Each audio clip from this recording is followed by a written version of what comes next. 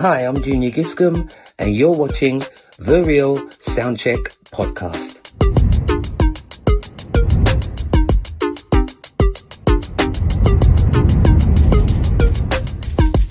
Hi, this is Carl McIntosh from the group Loose Ends, and you are watching The Real Soundcheck Podcast.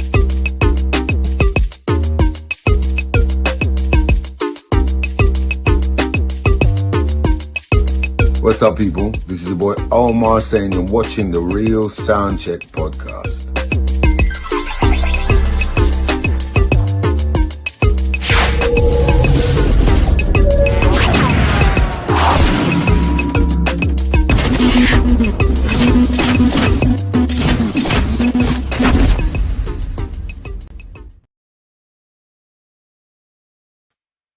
Boom! And here we are, gentlemen. Please unmute yourselves Boom, if you would. shakalaka boom. Good evening, good evening, good evening, good evening. Good evening to the brothers on screen. Good evening to the people in the chat rolling in. Welcome and happy Monday. We are, of course, the Real Soundcheck Podcast. And we are here each and every Monday from the hours of 9 p.m. until 11 p.m. UK time, talking about all the things that affect us, interest us, giving you a real insight into the hearts and lives and minds of normally seven DJs on screen. We're a bit light at the moment, but there's still 5 of us. 5 is still a good number. In a special hip hop 50 edition. All right. Good evening. Let me say first of all, say manners and respect to the people coming in to the chat. Got to say good evening to our wonderful mod Michi Boo. Good evening, Michi Boo. Happy Monday to you.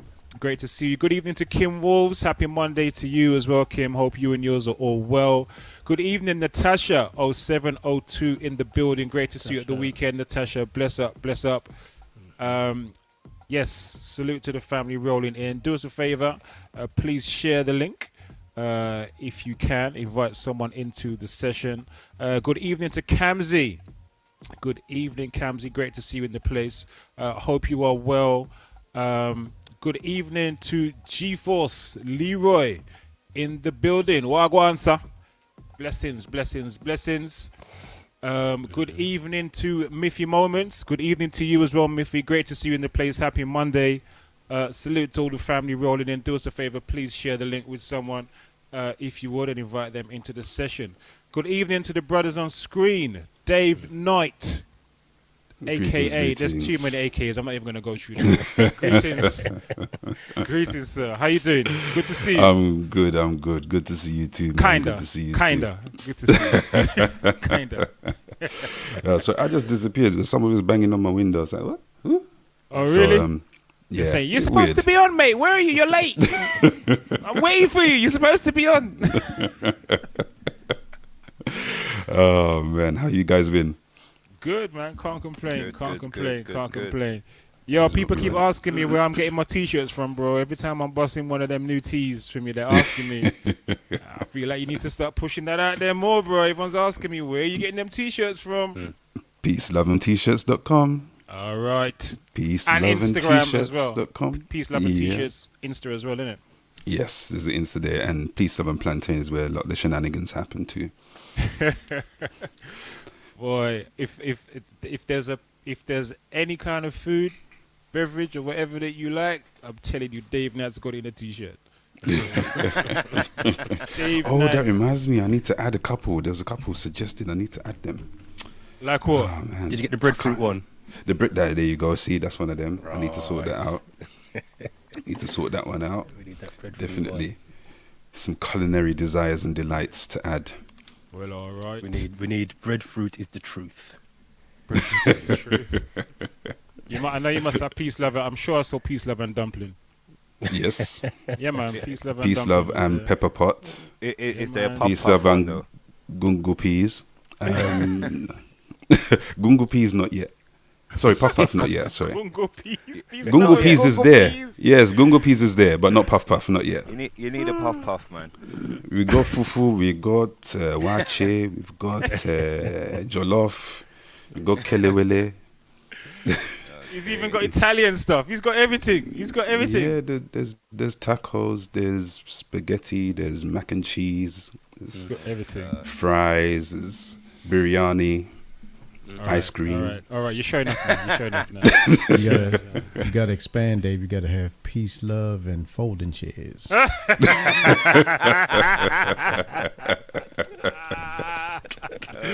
Sell off.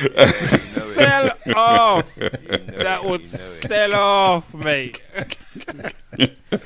Sell off. That's gonna have to be 50% commission. I would have To ordered grown that folks. instant. I would order that immediately. Do a limited Telling run, you. one time. Listen, do it. I would buy, man. I would buy.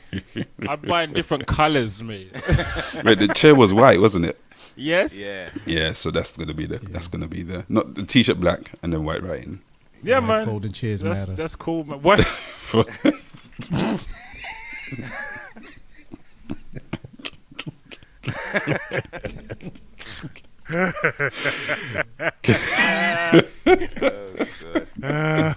gonna be one of those shows. It is, man. One of those shows. Okay, we see Grown Folks is back on form.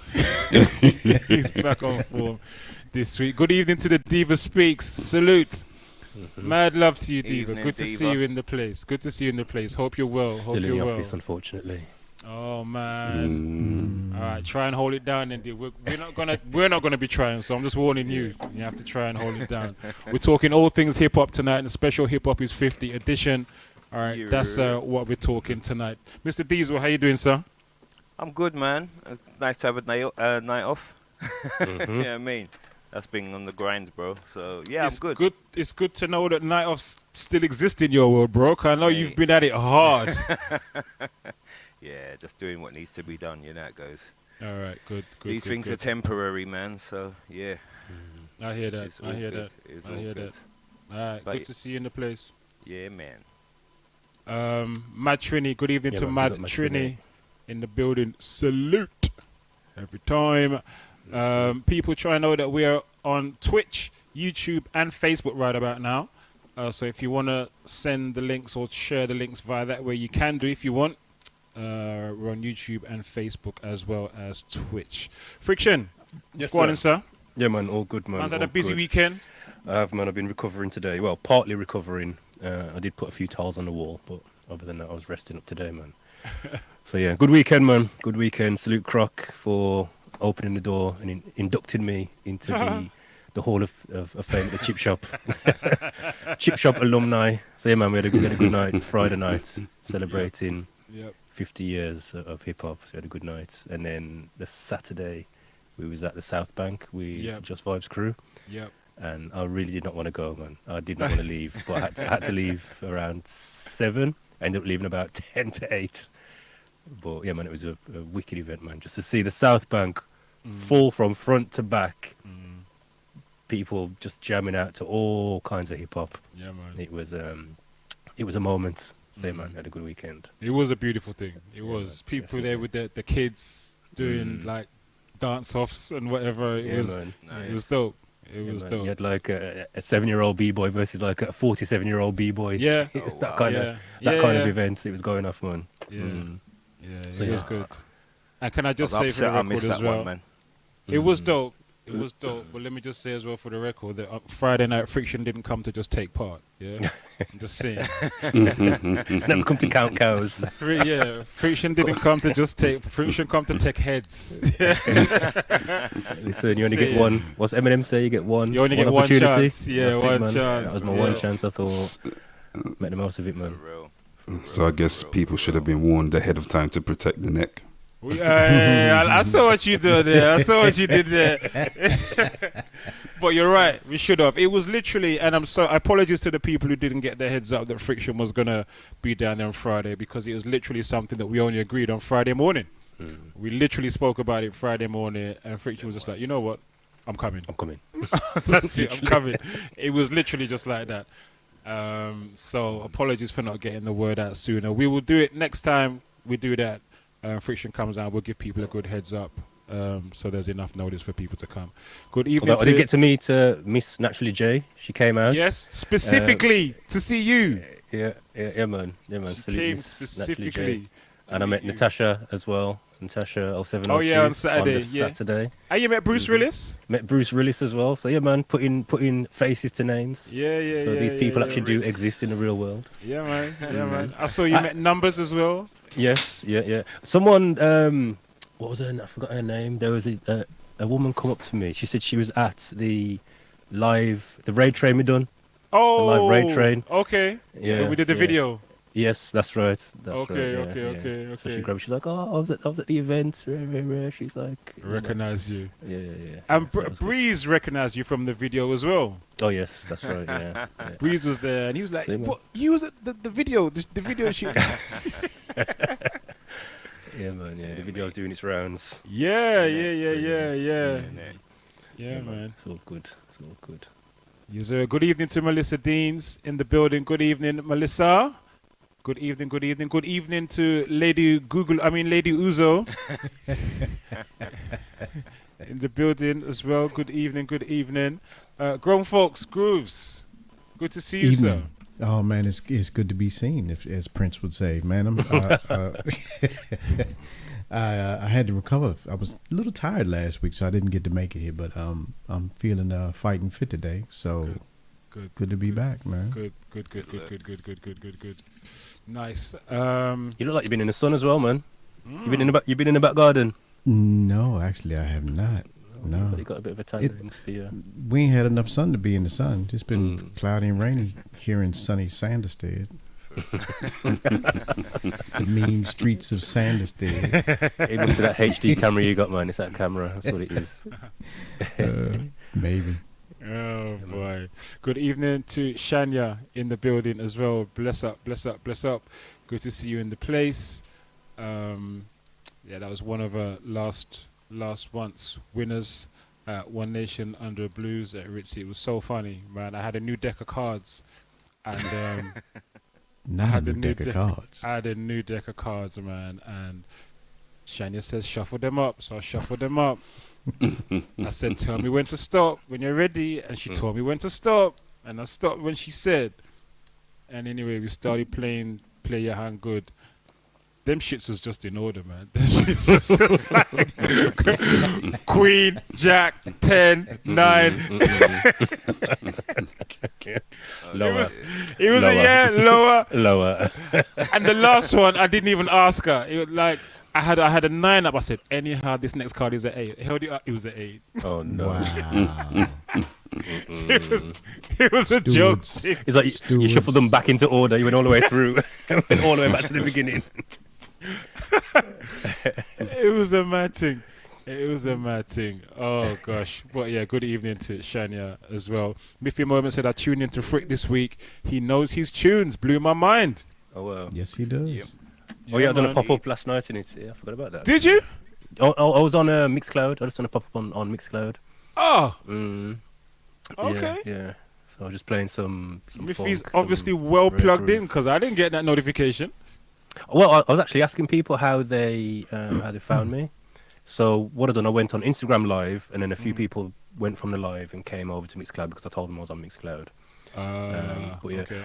I have noticed the notifications on Twitch and Mixcloud as of late are inconsistent because there's times where you've gone live, there's times where I've it's gone noticed. live, I've and I haven't noticed had as the well. notification. Yeah, some people have been telling me the same thing. They've been telling me that they didn't get a notification that I was on. So I'm not sure what's happening with Twitch at the moment or some of the other platforms. Looks like maybe some What do bandolo. they call it? Some shadow banning. Maybe, Yeah. maybe. Even this, I've just checked my emails now, and I did not get a notification for today's show. Usually, I would get them, and I've got no notification to say Alt TV's gone live. They holding us back. That's interesting. Yeah, man. That's interesting.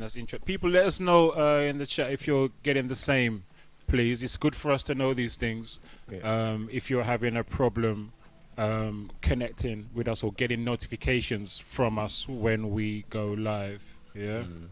Lady Uzo is omnipresent. Yeah, ma miss ya. You think we don't call her Google for nothing, you know, she everywhere. she's She's on Twitch, she's on everywhere, boy. Facebook. She's everywhere. She got Miffy saying she got the notification through MSN MSN. for a MSN? frick action for a friction. MSN, you know, flipping out. MSN. Remember the MSN. messenger days? Yeah, man. What? Miffy, back when was this? 1982? You got that notification? MSN. Yeah, man. I remember when MSN first came out, the youth service done a blanket ban on young people using MSN in the youth centres, and I was like, why do you feel the need to police these things? Like, oh, but they're cyberbullying each other, and they're this, that, and the other. And I'm like, but a blanket ban is not the answer. Do you get what I'm saying? It's like these young people come here because they haven't got computers at home. We've got a computer suite, and you're just banning them from the computer suite from using MSN. So, Have you guys heard about the latest TikTok thing that's going on? The organizing of young people to go and commit crimes. I did see that. I did hear about Yes, I this. saw that. Yes. And they do that Yeah. Oxford Street or something like that.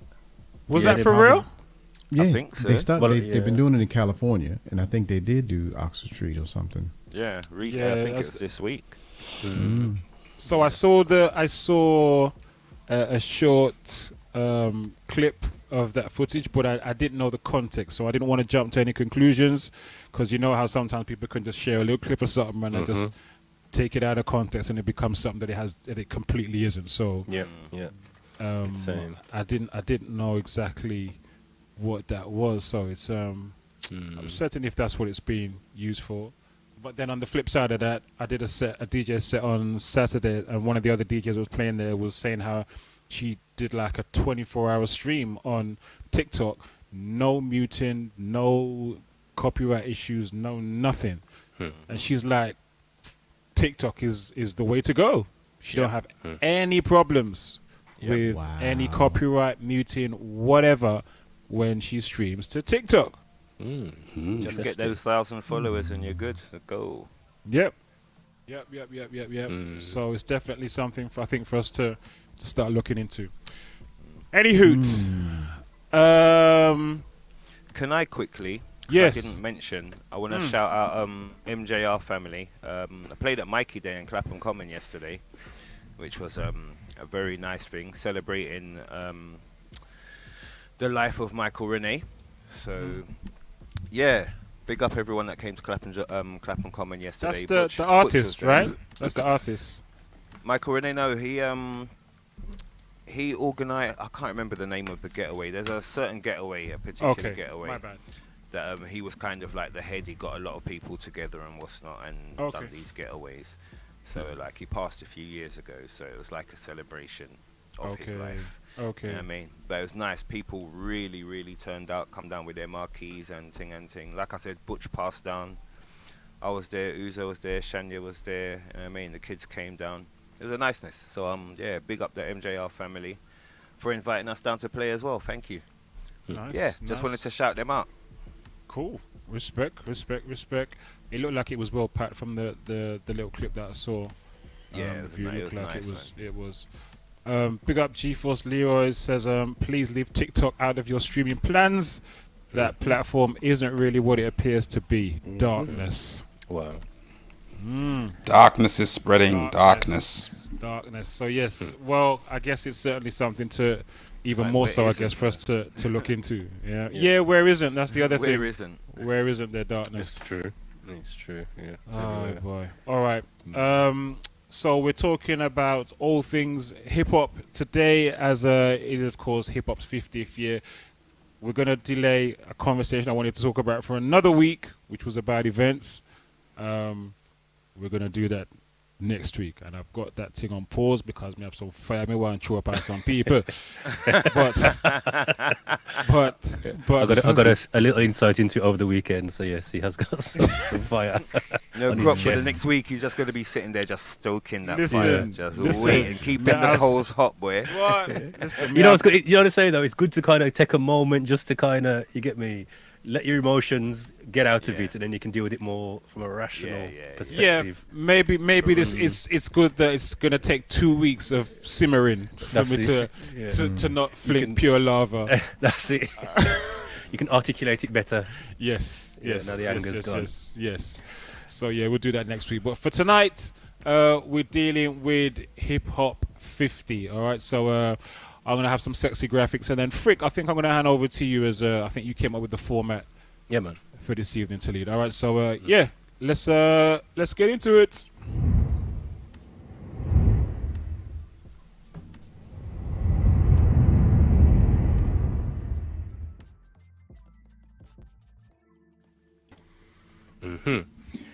So yeah, man, as we've been seeing. Check. Can you hear me? Am I in? Yes, Butch. Yes. Good evening. Good evening. Evening. How you doing? All good. Yeah, man. Welcome. Just in time for the first segment. Well, actually, the only segment, but it's split into multiple topics. So we want to move through these topics this evening.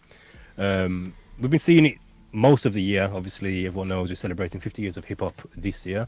There's been a ton of stuff going on. Thought it would be wrong of us to discuss anything else. So usually there's 7 of us here. We was going to say, 50 years from 7 perspectives, but there's only 6 of us at the moment. Hopefully Tech will join us, hopefully. But yeah, so starting point, I thought as a group, let's share some of our personal memories and experiences from the early days of hip hop. All of us here have grown with hip hop. We're of that generation, from the 70s and 80s, etc. Oops, sorry. That's cool. So who would like to go first, sharing some of their earliest experiences or their first experiences of hip hop? Boy, first or earliest experiences of hip hop.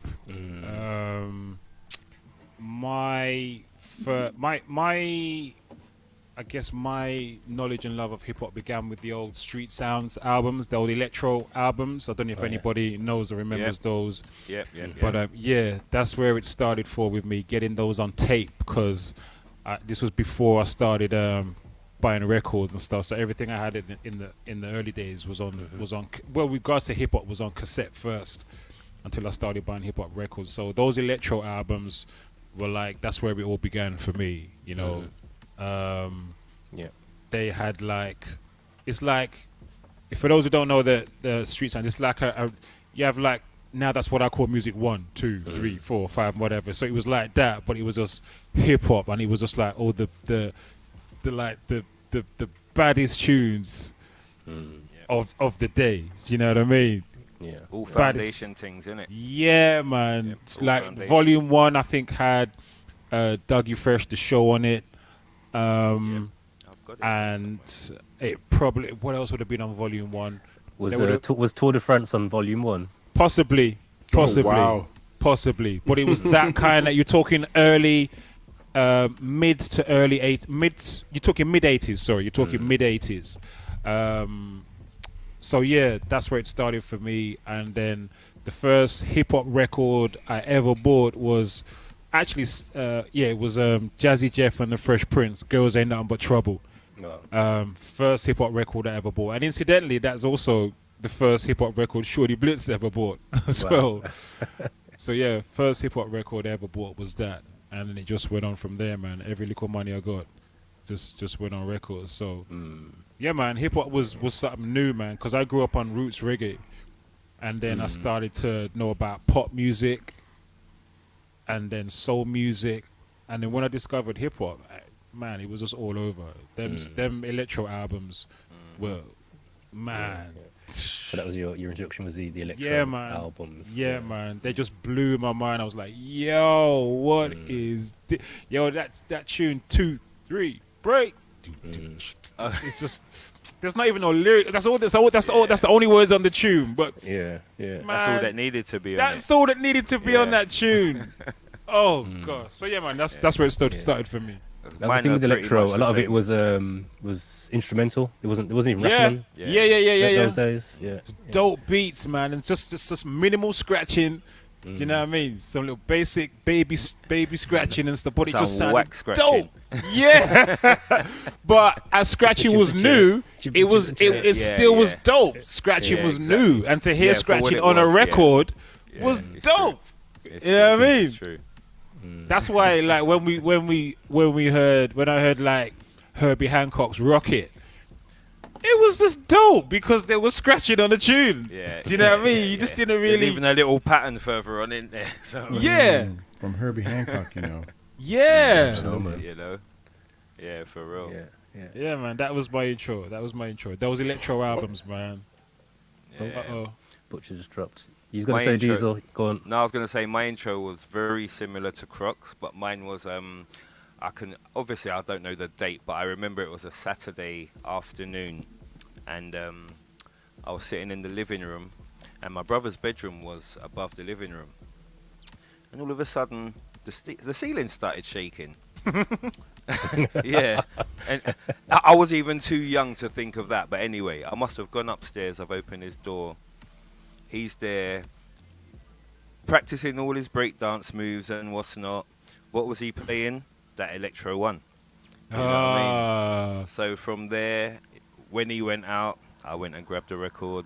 And, again, that's where it started. But I think going on from that, obviously, like, my brother was from that era of, we'll go outside, he'll take out a cardboard or a lino on a nice hot day, and him and his friends are out there doing their thing, and I'm there spinning on my head because it was the only thing I could do. So, so I grew with that, but it's like my brother literally opened the door that Saturday. I could remember Grandstand had just started, and the ceiling just started shaking, and I went up. Yeah, it's one of those ones. You know what I mean? But then, obviously going through hip-hop all that time after that, my first real experience, unless it's a segment, was my first concert. So, Friction, should I say that, or is that something that we're getting to later? There's other things we can touch on. So, feel free if you want to share it now. We can maybe pick it back up. Yeah, so all right then. So my first live real experience was Ice-T at Brixton Academy in 1988. Wow. Which was the first ever concert that I've been to. You know what I mean? So I think, I was still in school, but managed to get there. My mate run tickets on the Capital Rap show, so yeah, me and him went, and that was my first live experience. And after that, it's always been hip hop from the beginning. What hip hop got me into DJing, everything's been, you know what I mean? So yeah. GeForce Leroy, I was thinking the same thing when when Diesel said, "I'll span on my head." That's the only thing I could do. I thought, right, that was advanced. It that's was not a small move, the man. only thing I could do. Yeah, I think my first move was like a knee spin or something like that. Yeah. Knee spin was easy. Yeah, man. Knee spin and then transition to the back. That's it. Yeah. Head spins was like, that was advanced, man. Yeah, Man. That's nice. your brothers for you, innit? Yeah, do this, do that. You know how it goes. You know how big brothers are already. Yeah. Holding your ankles. There to you steady go. up. Exactly. Spin, man, spin. You know, it's interesting, Diesel. You said that that hip hop got you into the DJing. It was a particular thing I listened to that really lit my fire for DJing. It was.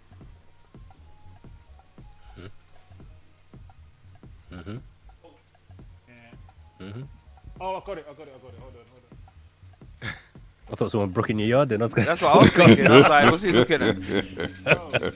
It was time to mobilize. This Oh, wow. cassette tape that says Soul All Day on it. I don't know if you can wow. see that. Yeah, we can see that. Yeah. This tape right here, this cassette in my hand was what really made me want to knew I was going into DJing. Yeah. This session, the Hammersmith Solo Day of the Century. Right. I don't know if you know that album there or that session there, but a brethren of mine had this on vinyl, and I recorded it off him. And man, this shit here lit a fire under me, and I was like, this DJing shit, this is what I'm about. This is what I'm about. And it was an old day from Hammersmith. And this is an iconic session, man. If you can get this session. Iconic. What's it called? Soul All Day of the Century. Soul All Day of the Century. And they actually put it on vinyl. They put it on vinyl. Wow. They put it on vinyl, and I couldn't find it anywhere, but I knew one guy. You always find one guy that's got it, and I recorded it on tape. This shit here, G-Force knows. It says a bad piece of vinyl. This thing come up on Discogs. Oh gosh. So yeah, there's some disrespectful mixing, scratching, all of that on this, and I was like, It's man, on YouTube. Bro, you gotta it? listen to it. Listen to that. No, I was like, this is what I want to do. This shit right here was the one. Wow. Yeah. Nice Good evening to B Manzini. Salute B. BB was good. Good to see you. Long time. Shout out to Platts Pro in the house. Yeah, salute Platts. Salute brother Platts. Yeah. Dave Knight, you want to tell us some of your earliest memories and experiences of hip hop? I've been trying to recollect the first sort of experience that I had. And I remember the first vinyl I think I got, but I'm sure I was watching Top of the Pops. And I can't remember the name of the crew, but they did a track called Buggin'. Oh, Whistle. There you go. Diesel played that a while Buggin'. back, a few weeks back, and then I'm sure Crop played it the other week as well. Yeah, that was my second record I ever bought. Yeah. That was my second See. record. Hip-hop record I ever bought. Yeah.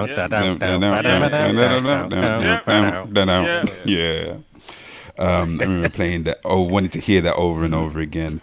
And Dougie Fresh. That was the first record I got, which was The Show. Right. And then the B-side, La Di Dadi. It was on 7-inch. La Di Dadi. It was 12-inch actually, I think. Yeah, the 12-inch. And then after that, I remember Rap Attack, the compilation album, okay. which had likes of Tyree Turn Up the Bass, Don't Scandalize Mine, all of those tracks there.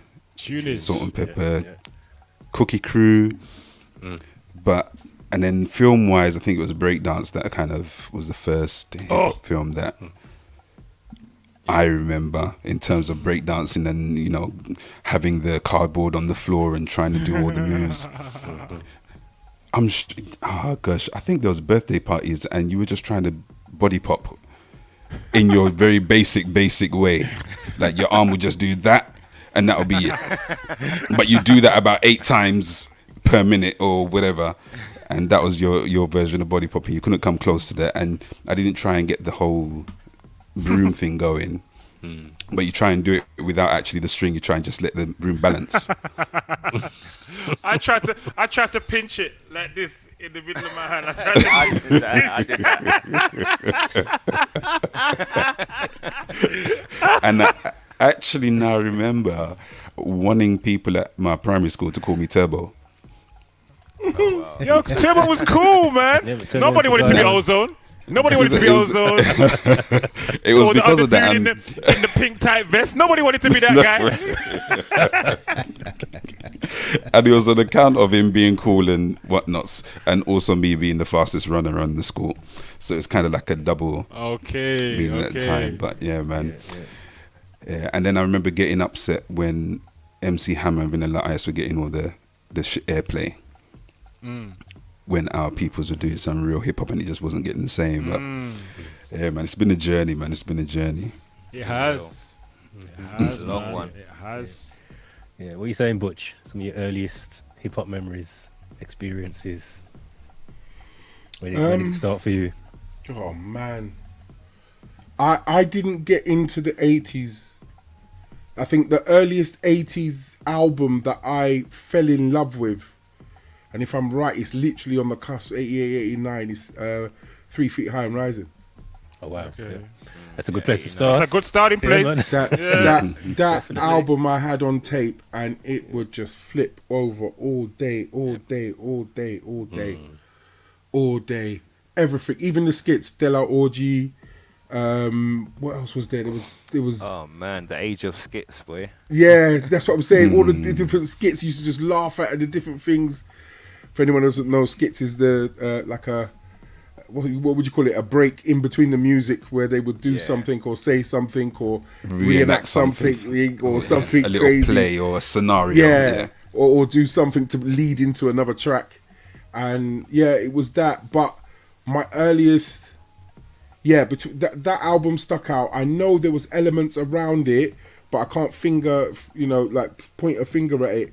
But the actual falling in love was because my dad worked for Cable and Wireless, so we got the set-top boxes early. So then we were exposed to Yo MTV Raps early. And being a technical guy right now, there's about 15 VHSs at my mum's house, full to the brim of Yo MTV Raps. Everything. Everything. I mean, everything Did you used you to think of. record the whole show, or did you used to like We record paused certain for the sec- breaks. Yeah, man, that's what I'm saying. We paused for the breaks, you mad. Yeah, man. We It's like paused you're making your for own the breaks. mixtapes. your video Yeah, we mixtapes. were. Yeah, man. So then when everyone came round on a Friday or whatever, we Yeah, could put in the just pop tape it and go, in. yo, we got this, we got that, we know. Write down the numbers so you know where the Wu-Tang video is, you know where the thingy video is, you just forward it until that time. And it was just that. So I'm definitely more of a Yo MTV Raps baby than a original. Like I understood Run DMC, I understood all of them other cats, I really did, but everything after that is what I fell in love with. Fell in love with. TV Raps is just fundamental to the whole thing. And To me, it just turned it over. I know they had the basement and everything else and all them other different things, but yeah, Dre, Ed Lover, and T Money. Fab Five Freddy, man. Fab Five Freddy. Yeah. You know what I mean? In fact, I got to watch his interview with Math Hoffa. That whole thing passed me by, you know. What? Yo MTV Raps?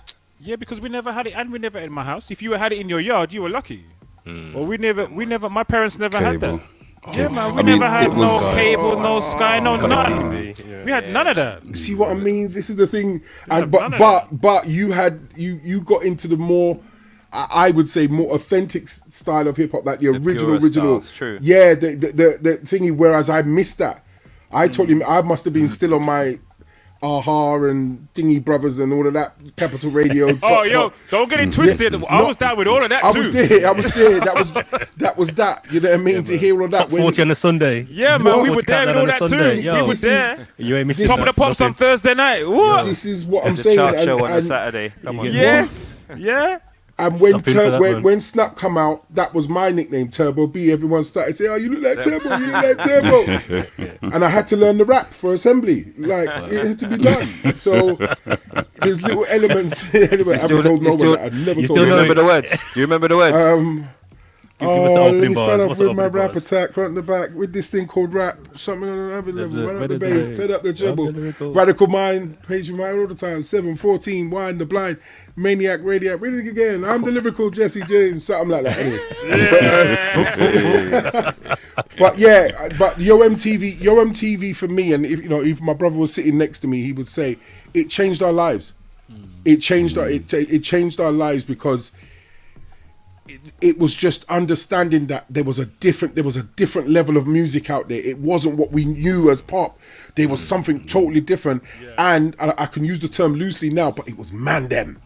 It was man that we were looking and we were seeing things like the youngsters and Cruz Pop and all them things there, all the young and Malik and everyone in there just doing their thing, and oh come on man, it just blew. But we'll get into more of it later. But that that was it. It got to a point with Yo MTV Raps where I'd make the tapes, 3-4 hour tapes, and then you might lend it to someone and then you don't see it again. Oh, you're crazy. They never left our So yard. you had to start making copies. You know what I mean? You come to my house to watch it, or bring it to your yard to Yes, watch it. yes, And I'm picking it up with me. that's it. I'm not lending you my tape. I'm sorry. Freak, you know the score. There's none of that. There's none of that. That's like giving a man your record box.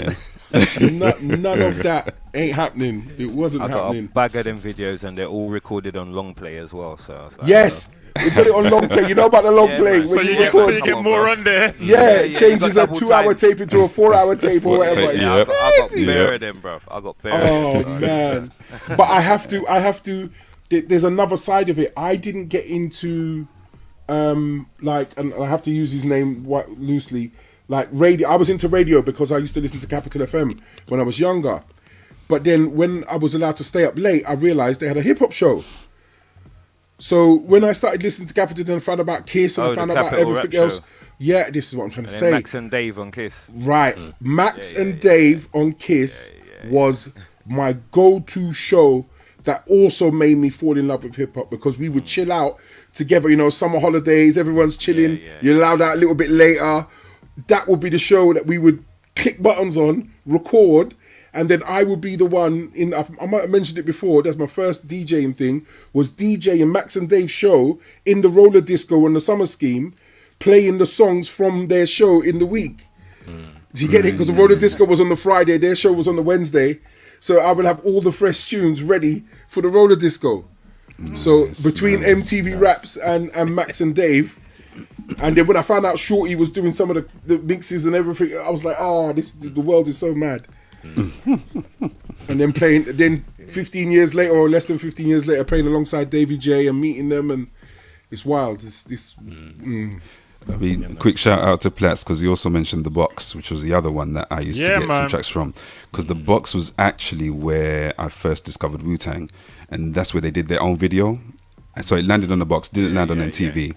Yeah. That track, Protect Your Neck, was just... Anyway, then the second track came out, Method Man, and it was again a video they did themselves, and that's when MTV picked up on it. And then there was this new video that they did with for MTV, shall we say, which lost the original charm of, you know, the grittiness of the rawness of the real Wu-Tang crew. But yeah, it was good to see, man. Yeah, the box was dope. The other one. I remember the box. The box was dope. Yeah, they did collect some shekels from me. Some revenue, yes. Yeah, the business model. Yeah. Oh, you lot spent money on videos, yeah? I never, you joking, man. You have to wait about 8 hours till they came. This is it. I'm telling you. We've got to shout out Richie Ranks in the building. And Richie. Also NK Soul as well. He said he couldn't miss this one. Bless up, NK. So, salute, brother. Salute for coming in. Anyone else, if we missed you, just give us a... Laney J as well. Yeah, shout out Laney J. Big up yourself. So yeah, man, grown folks, what you saying to us, man? What you saying to us? What was your... Take off the old man voice. I was actually around when this whole damn hip-hop thing started. This whole, what's this hippity hop they talking about? I remember the hippity. Don't do him loud. The public enema. What is it these kids are listening to? Yeah, this whole hippity hoppity mess. So I was, no joke, seriously, I was around when all of that started. So I remember the first, I guess, commercial radio track, Sugar Hill Gang. So you would lose your black card if you couldn't do the entire Sugar Hill Gang. 14-minute version. The 870 bars that they dropped. If you couldn't do all of them, you was looked at with a side eye. Yeah, you look at. Yeah, so I remember when that part of it started, and it was like amazing. It was nothing that we had heard like that before. So yeah, everybody bought into it. All of them down the East Coast, and you know, as it progressed and went over to the West Coast and everything. But yeah, I remember it very well. Very well. NK's been disrespectful. He's been disrespectful.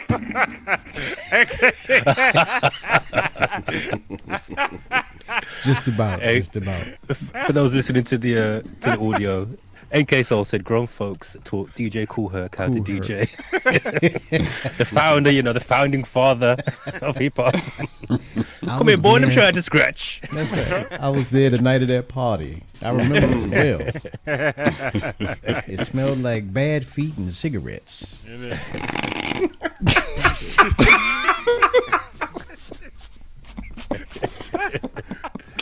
Oh God, I don't tell it.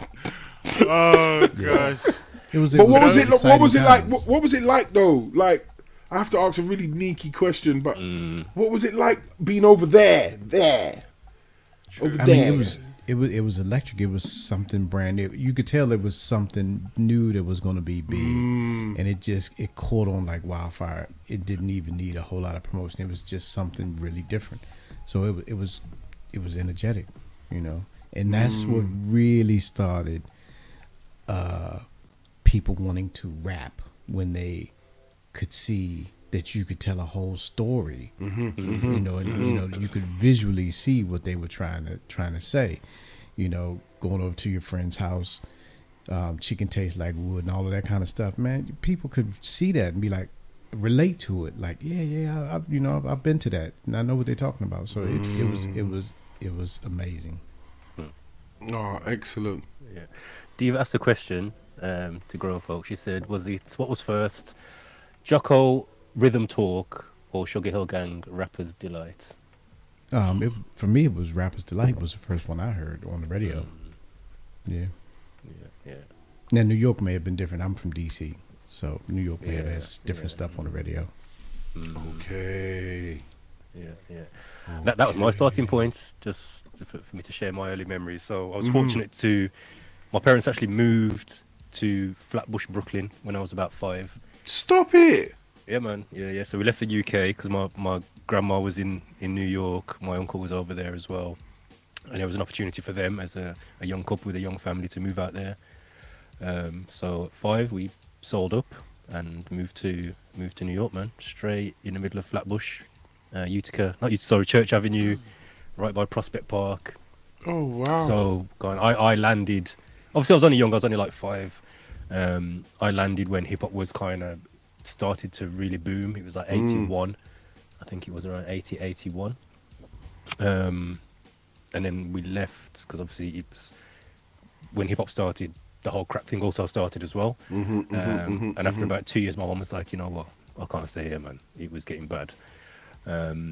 So we moved back to the UK and we moved to Heathtown. So for those from Wolverhampton, you know, Heathtown, Firetown. And as I landed in Heathtown, hip hop had already also landed there as well. So again, as Diesel said, it was Lino on the shopping precinct, Goldie and the B-Boys, West Side Crew, graffiti. It was like leaving New York and going to Heathtown was like being in New York. Serious. It was all going off, you know what I mean? The graffiti, it was all happening, man. It was I remember Goldie was from Heathtown as well. Exactly. Yeah, like one of the absolute godfathers of graffiti was from that same area in Wolverhampton, Heathtown. So I was probably about, I think I was about 7 or 8 when we moved to Heathtown, and I literally remember standing there watching Goldie paint. Yeah. Painting up the walls, watching them breakdance at the youth and community centre. You know, so we really grew up in that, and then we had our little breaking crew. Trying Goldie was like our Banksy, innit? 100%, man. Goldie was our Banksy. People would go around just waiting for him to throw something up. That's it. And then when he got commissions to paint, so where the school was in Heathtown, Longley, they used to call it the Mr. Men. It was like a what did they call them? Like a ramp, a series of ramps to get down to the school. Because obviously it was flat, so you had your precinct up here. The school was on the ground floor, so you had to go down this ramp to get there. He was commissioned to graffiti up the ramp. The spiral one. No, it was like it was kind of like a spiral, but it was more like a zigzag thing. We used to call it the Mr. Men because it used to be painted with Mr. Men. He come and painted it all up and graffitied it all up, man. And we just stand there as school kids just watching, like, wow, amazing. Yeah, and he was the first person to also, another bit of history, he was the first hip hop or the first graffiti artist, certainly in Wolverhampton, but maybe even in the UK, to get an art exhibition at an actual gallery, just for his graffiti. And I remember it coming on the news and everything because no one had done that before. The first graffiti artist to get an actual piece or an exhibition at an actual art gallery. And I remember it was a landmark moment, man. But that's also part of the whole story of hip hop in this country. You know what I mean? Yeah. And obviously the breaking crew, as well as the graffiti, he was in that breaking crew. They ended up going on Blue Peter and doing a breakdance exhibition on Blue Peter. They was on the news. Goldie ended up being in Bombing, the movie. So it's like, I'm seeing all this firsthand and then watching this guy, you know, and this crew kind of just excel and go into like national and international levels. It's just like, wow, you know, these guys are doing it, man. And then I think it was around 86. My uncle came from America because obviously we moved back to the UK, and he brought me a mixtape, and I think it was either DJ Red Alert, and it had everything on there, like all the classics, all the bangers. It was, you know what I mean, Sucker MCs, Eric B and Rakim's first album, all the cuts off there, UTFO crew, Roxanne Shante, and it was all like mixing and blending as well. He was cutting it up, and this was my little bit of gold, man. I had this thing and I played it back to back to back till the tape chewed up. I played that thing again. You know what I mean? So yeah, man. So from like I'd say six, seven onwards, just being introduced to it and loving it, man. But in terms of my first piece of music, I said I want to buy with my own money for myself. It was this album here, LL Cool J, Bigger and Deffer. The Bad album. That's the first album that, you know, when I got a bit of money, I think it was like some birthday money. I said, I want that album for my birthday. I took my birthday money, went to HMV and bought it on cassette. Bad Man album. So yeah, man. And then it started from there. I just realised one of my first crushes was actually the real Roxanne. Oh, Really? wow. Roxanne Shante was fine. And she was a killer on the mic as well, man. I had a crush Killer on on the mic. Spinderella. Oh god. Yo, Yeah, who didn't? say Who nothing. didn't? Come on, man. Come on. Yo, when I seen her on the verses, I thought, yo, yeah, she's bad. Fine wine. This day, you get way me? before the verses, man. Way Fine wine, yeah. From Push It times where I was looking in the background. Yeah, man. So yeah, Spinderella was fine still. I remember Yeah, man. always loving that track, the Roxanne and Bang Zoom Let's Go Go. I remember wanting Yeah, to hear that man. all the time, and great track. Yo, the intro on that was dope. I used to use that intro Hit me 2 to start times. my hit me radio. yeah, I used to use that to start my radio show. What we gonna do? What we gonna do? What we gonna do when we Yeah. do the Yes, in you and I summer? record with the best. Hit me. Yes, Yes. you and I record with the best. Can I get a hit, Harry? Thank you. I am show shocking, show stopping. Hit me 2 times, Harry. Thank you. We're gonna put some karate in your body, some rams in your mind. What we gonna do? What we gonna do? What we gonna do? Yo, that whole intro to that tune was dope. Oh boy. Dope. So That's again, testament to the creativity of hip hop. Yeah, man. Diva with the knowledge, she says, was Howie T from Brum. Was he? I don't know. There's a question mark after it. So I where's don't know. Lady Googlo, please? Can you go and fact check that? Where was Howie T from? If he was from Brum, I'm gonna be shocked. Like, raw, really? Yeah, me too. Me too. So while you're doing that, keeping it moving, we've got a lot to discuss this evening. So Let's go. obviously, hip hop, it grew and evolved very quickly over time, and something that happened was the message in the music. Obviously, I mean, the message being one of the first songs with a real message in the music. What are some, have you got a personal story to share about a particular song that had a message that impacted you in those early days that you can say, right, I remember hearing that song and it had this impact on me, it made me want to be more, more Afrocentric or whatever it might be. Is there a song that impacted you, and if so, Yes. what was it? For Go on, me, Nico. it was Sound ready to go. yeah, because just as you said it came straight to mind. It was off the first hip hop album I ever bought, which was Run DMC's "Raising Hell," and there's a track on there called "Proud to Be Black." Now, this was the first time I'd heard anything outside of roots reggae music talking about being proud of your black skin, being proud to be black, and dropping history and knowledge and whatever. This was before Public Enemy and all of that. You know what I mean? So this was the first time I'd heard that on anything that was not roots reggae. And that had a big impact on me, because it was around about the time when I was in school, secondary school, and starting to get certain knowledge of self and black history, and was questioning a lot of stuff that I was being taught, and started going to schools and questioning my history teachers on what they were teaching us. So it was a very pivotal time in my whole development as a young black male.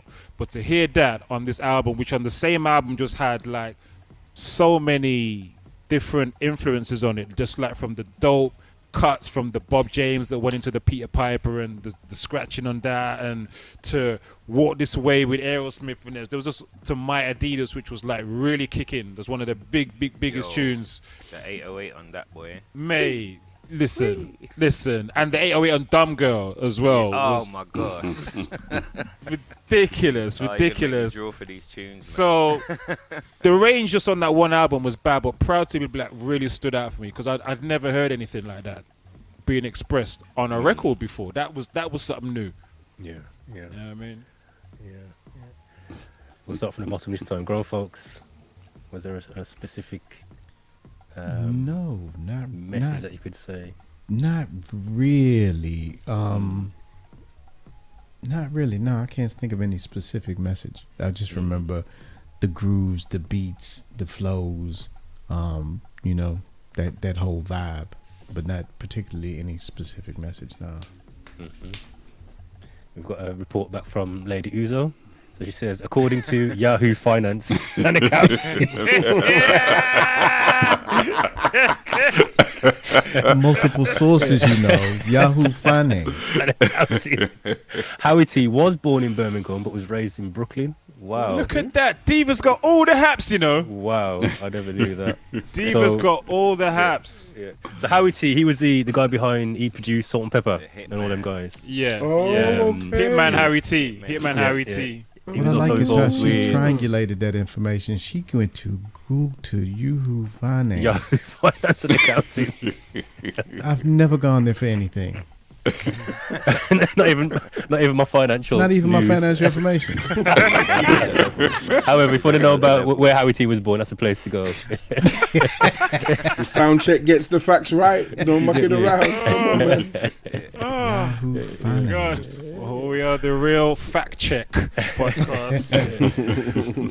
Butch, what was you impacted by? I'm a message with hip-hop? kind of if I'm gonna be honest with you. If you're talking positive, righteous, you know, for the people messages, No, anything. anything. I Anything. didn't.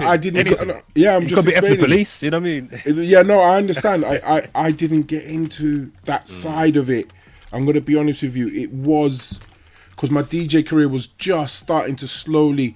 It was that's a banger. I needed it. That's a banger. I need it. I need it. Give me that off the tape. You know what I mean? I was just trying to learn everything at the same time. But was there messages?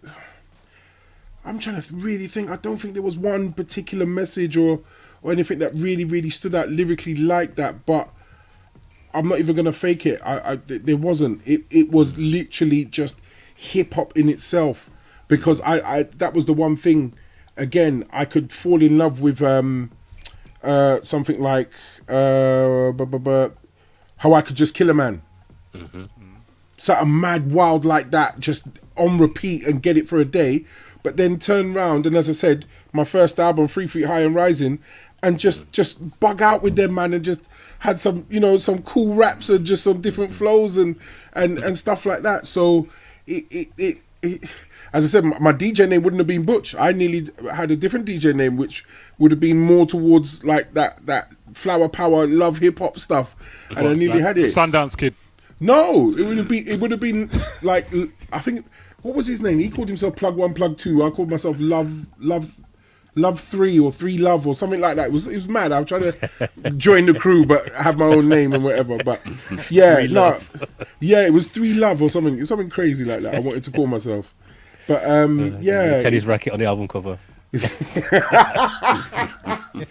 But no, definitely. I like that. That was a good one, Frick. That was a good one. It was quick. A tennis racket on there. That was good. But no, I'm not gonna fake it like that. It was just hip hop in a whole, man. It was it was all of it. Yeah. Well, G-Force Leroy says one of his first messages was, "I need love." Oh yeah, LL From Cool LL J. Cool J, yeah. You know what? I actually love that song. You know, when that song came out, I really like that song, man. I have to say, bro. Yeah. Everyone's adding the Butch on the end. No, it was just 3 Love. That was it. Just 3 Love. NK Soul says one of his earliest memories of Tupac was him being very conscious. And then also he said Self-Destruction, KRS-One and the crew there. That was a that was big message in that one. Yeah, that was and the amount of people that were on that track as well. Yeah. It was deep. See, I missed all of these things, these little iconic. Well, you should have that. You had all the MTV. I didn't get to see this stuff. You had No, all the no, tapes. but that's what I'm saying. I saw some of that hip hop and everything else. But I ain't gonna lie, when you're sitting there with your little brother and he's like, forward to the Wu-Tang, forward to the Wu-Tang, forward. I didn't take in all of that. He didn't want to hear no. And I started to, all right, yeah, let's go. You know what I mean? And yeah, but don't get it twisted. We would watch so many different type of hip hop that Yo MTV would post up. But I just didn't get into it. I didn't get into some of it. But then now, as an older DJ, and especially recently since we've been streaming, I have to say, streaming recently has now brought a lot back into my head in the sense of, wow, I didn't get that. I didn't listen to that. Even being on the hip hop raid and warming up, listening to you lot, I've sat down and, wait a minute, these men are going in. Who's this? What's this? And you're playing, oh, it's mad. But then I suppose we're going to get into it as well. Then when I get into the music, it was finding out that there was hip hop from home. And it was man round the corner, like literally up the road that are rapping and stuff like that. But when we get there, that blew my mind. That just, I'd say, wow. Yeah. But anyway, we get there. Go around the room. Yeah. Richie Rank said his first tune was the Cartoon Crew, Inspector Gadget, Cartoon Crew. Yeah, man. Oh, stop it. Yeah, man. And then he also says Run DMC Tougher Than Leather and the radio show on Radio 1 with Dave Pierce. Yeah. Deep show. Nice. Yeah. Diesel, any stories of how the message of hip hop impacted you early on? There were plenty, but there were two in particular that really, really spoke to me because they came from a film soundtrack, but they really kind of started a movement, if that makes any sense. So the two tracks were Public Enemy, Fight the Power, Hey. and then, funnily enough, Redhead Kingpin, Do the Right Thing. Do the right thing. Oh my God! So the film you're talking about is Thingy. Do the right thing. Do the right thing. Yeah. So those two tunes in particular, and I think the reason they stuck out is because of the actual movement. Yeah. Even over here started, and there were just T-shirts everywhere. Suddenly, the way people were dressing changed. You know what I mean? Just a whole. You know, there were people. I remember people dressing up like they were S1Ws back in the day and stuff like that. You know what I mean? So it's just like, it started a real positive movement, to be honest. And after that, just came a barrage.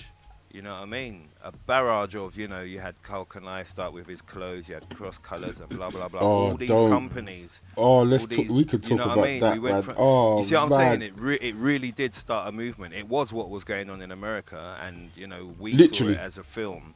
But to answer your question, Friction, those two tunes in particular, like what they were talking about, even what Redhead Kingpin was talking about, that was a little bit more relatable to me because I was a little bit younger.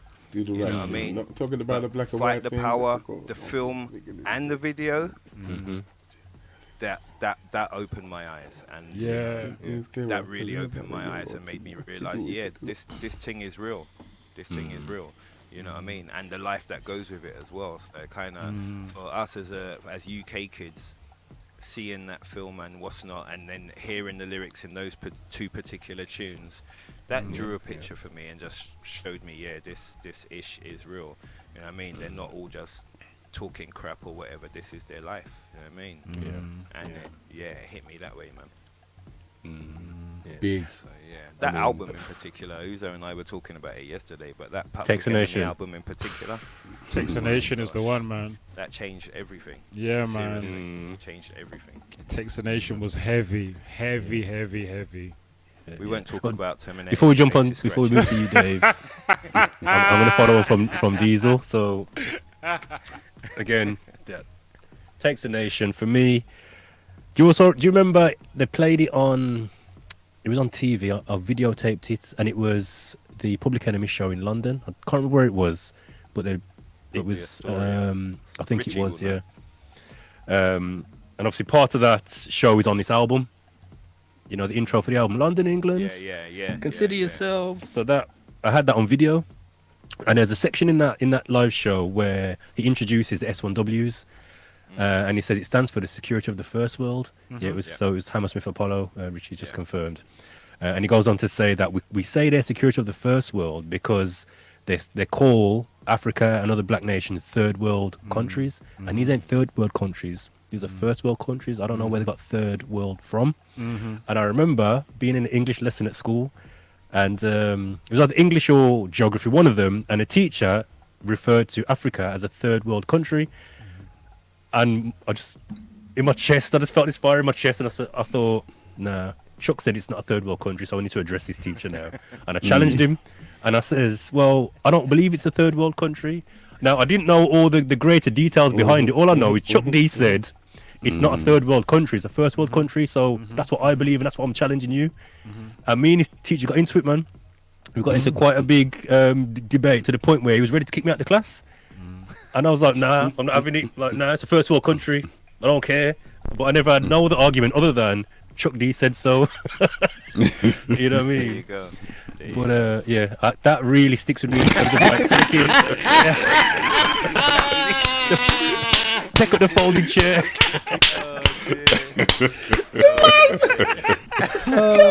If I had this at the time, I would have put the Black Panther mask on as well. the Killmonger version. Oh my days! What you guys missed was Croc picking up a white folding chair. Wow. Yeah, man. I wasn't having it. Trust me. But yeah, that was the first time I can say there was a real message from hip hop that I stood on. Like, nah, I'm not having it. And I began to see the like Diesel said, it's not just music. There's truth in this. You know what I mean? And there's a real message here, and it affects the world. You know what I mean? I felt educated. And there's other times where, again, listening to music and having to go and get the dictionary to find out what does that mean. Emancipation. What does emancipation mean? You know what I mean? Certain words you have to go to the dictionary and look. And that's what this album takes. A Nation of Millions. That's what this done for me. Maybe I have to go and take up a dictionary, and also gave me some fire in my chest to stand up against certain things. Now that's interesting that you shared that story because I've as I said before, I was doing the same thing at about the same time and you and I went to the same school. We should. So that means the two of us They were getting were in the school repping this hip hop shit, this hip hop knowledge, and challenging our teachers. At the same time, the two of us were in the same school doing the same thing and not even aware of it until now. Wow. You know, but it just shows that there was something going on in hip hop at that time that was making us think and challenge what we were being taught. And empowering us, because I was a shy guy. You know, I was very shy at school, man. As a younger, I was quiet and shy. Yes, but you that, were. I felt empowered. Like, nah, you get me. And I really spoke up, man. Like, you know, Chuck. If I ever met Chuck D, I'd say, "Yo, brother, you gave me a voice. You know, you empowered me." For real. Serious. What do you say, grown folks? Man. I said that's when it was a really positive thing. I mean, they had a lot of positive messages, and how it transformed into a lot of what we have now is interesting. How that happened, but it was really positive when it started. For real. Yeah, But they couldn't let that last, could they? Nah. Well, we'll get onto that. Yeah. NK Soul said, "Brother Fiction, I can't believe you're sharing that story. Public Enemy came to Ghana in 92 or 3, and we went. He signed my cousin's cap, and that was his main message. We are not a third world country." Wow. Look at that. Thank you, NK Soul, sharing Yeah, that. man. That's big. Yeah. Dave, any stories of how the message of hip hop? Not necessarily impacted me as such, because I used to be able to just listen to it objectively, but I was encouraged by the different types of messages in the music, in the same way you're saying there's lots of positivity back then and a lot of education being given. There were a couple of songs that I liked which had more of a kind of like a political stance in a sense, like Ice Cube's Bird in the Hand, which was just one verse. Yeah. Is one of them tracks, just one verse, no hook, and it just told about the way that society in America is shaped.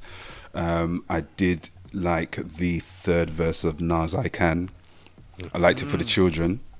That third verse, it got chopped out of just about every mainstream station except for Choice FM. That last verse was chopped from all the other stations except for Choice FM. Wow. And you wonder why, because they don't normally chop out third verses of songs. And I also always like the line from KRS-One in the Boogie Down Productions track Duck Down. You don't see a whole race in bondage. No, you grab the microphone and feed them garbage. Always love that lyric. You done that quite well, Dave. Got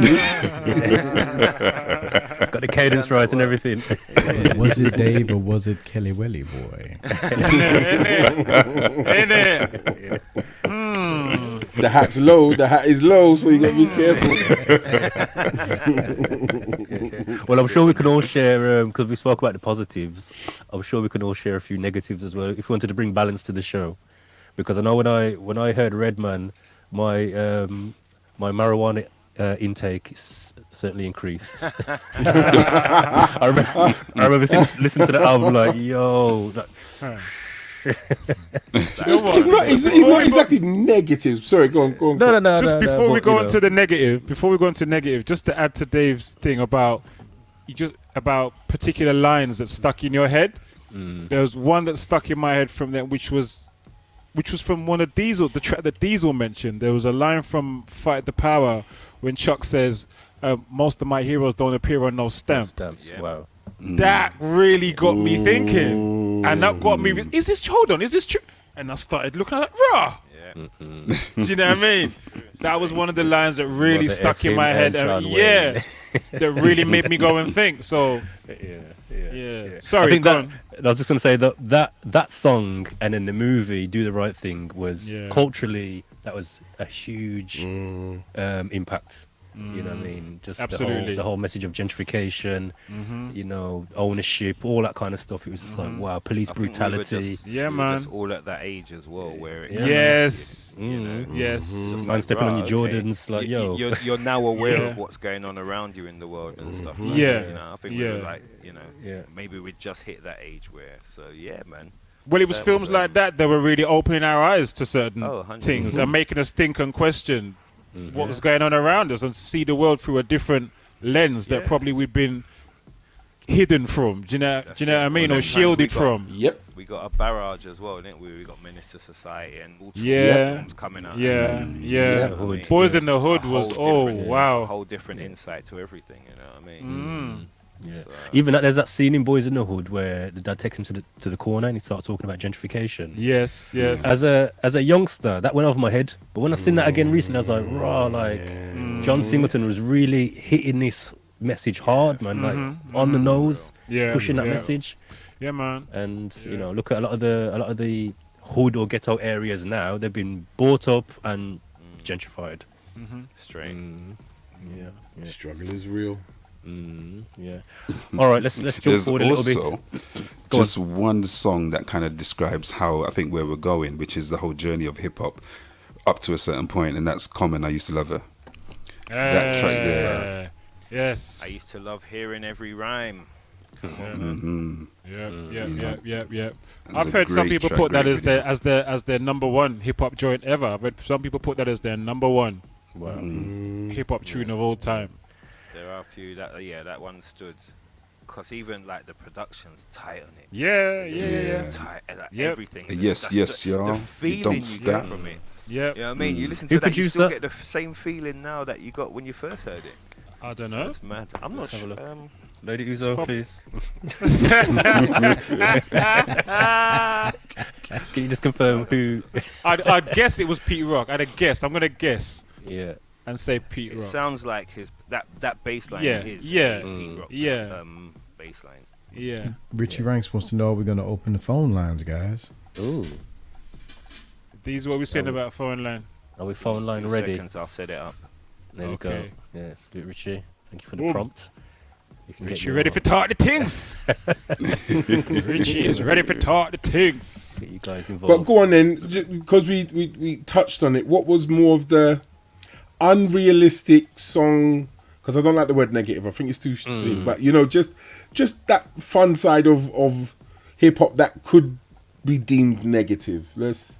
I You know what I like mean? big butts and I can't deny. What- You other one I can't deny. you know what I was Girl gonna walks say? in with a bare waist and that When big I- in your face, you get sprung. Wrong. I'll tell you when my friend said to me, "Oh, you know about Two Life Crew?" I said, "What?" He said, "Two Life Crew."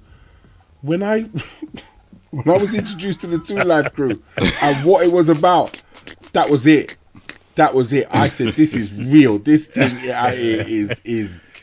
That was Yeah. something different. That was something different. That was just the extreme. Yeah, man. Oh man. The first radio show I ever had was in partnership with another DJ, and the second week we were on, he got banned off the show for 2 weeks for playing Two Life Crew. This is what I'm saying. You can't. I ended up having to hold the show by myself. Mama got Oh. banned. That's reminding me of CB4 now. I think. Are we just talking impacts, or is that another segment like tracks that or albums that just impacted us? I Or mean, is that it's- later on? that's wherever you want to go, man. If you want to. No, I'm just following on what Yeah. because it, Well, the next segment was I was going to skip a few. I'm just looking at the time now. It's Yeah. 10. What? Yeah. time's flying when you're chatting good. We were going to jump on to hip hop's global influence. I know Diesel touched on it about UK hip hop. I wanted to hear your take on any sort of non-US hip hop that you liked, that you didn't like, that that you I listened to. wasn't. Well, then that's where the we can throw in the British side. You mean? Yeah. I mean, when it comes to UK sort of hardcore hip hop, there was a time in my life where I probably listened to that more than US hip hop. When it was like Gunshots, Hard Noise, Demon Boys, London Posse. There was a time where London Posse. man, I was When deep I heard into them man that. there for the first time, and I said, he sounds like me. Yeah. I'm looking on MTV Raps and I'm seeing this video. I said, them man they like up the road. And then my bedroom had to school me because his older brother was in it. He goes, oh yeah, he's from East. He's from South. Oh, you know Paul round the corner? Yeah. Yeah, Paul round the corner. He does all that MC and stuff. Who's Paul? General Levy. Blah, blah, blah. This, that. Didn't realise. 2 roads down. General Levy was there. Who else was round the corner? There was another rapper. It will come back to me, but there was another. Oh, they're from Grove. Who did you say? Not Demon Boys. No. Keep talking. You lot talk about Gunshots. UK. No, it will come to me. It will come to me. But when I found out like there was London man that were getting MTV rotation and you know what I mean, up there, I was chuffed. It was amazing. It was proper on. Yeah. NK Soul mentioned MC Solar.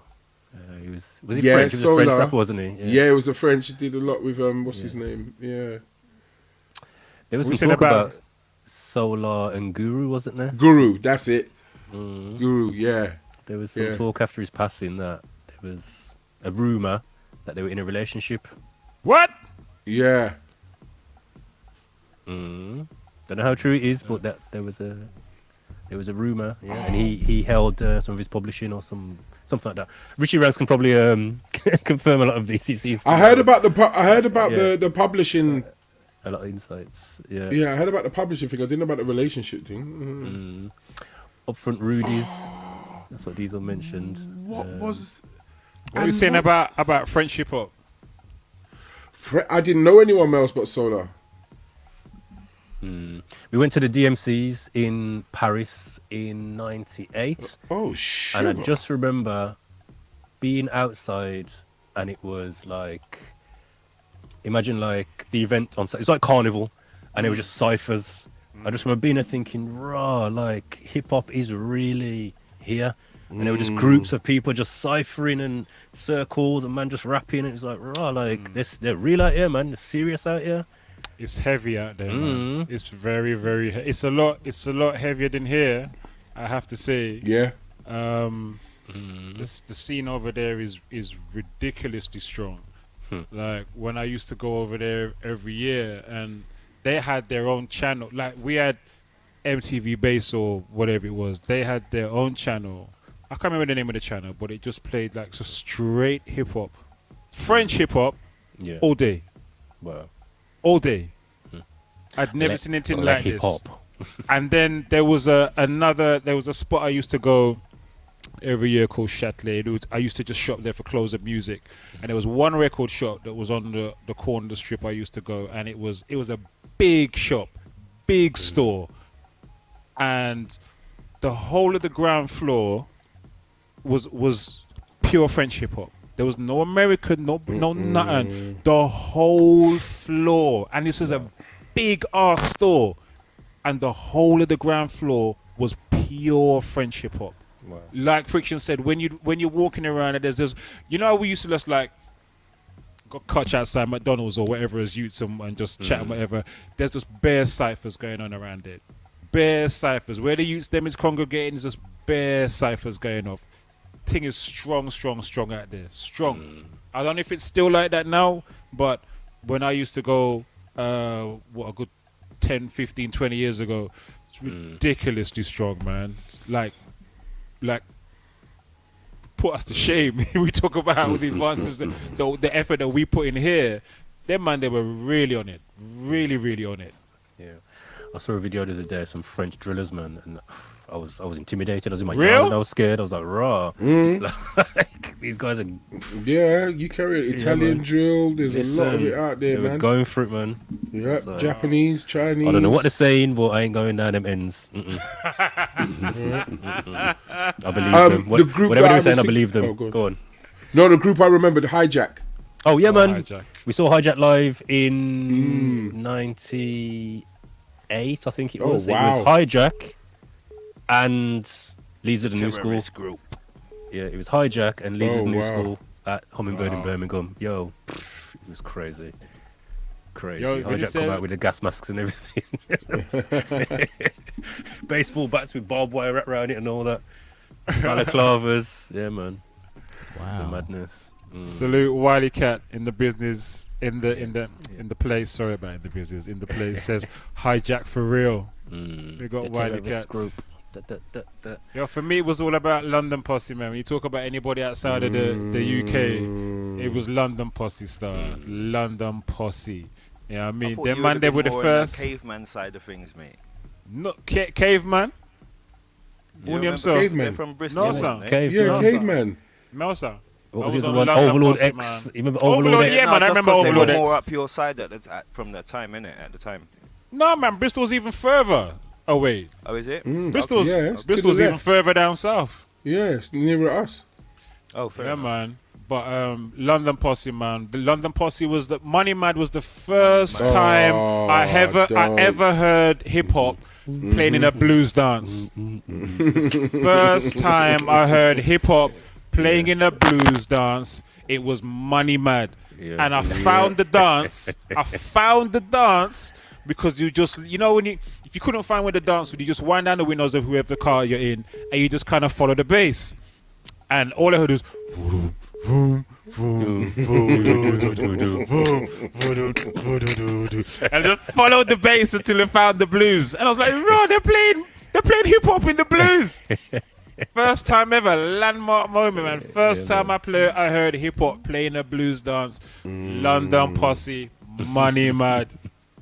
And from that, I was like, raw, these man, they're different.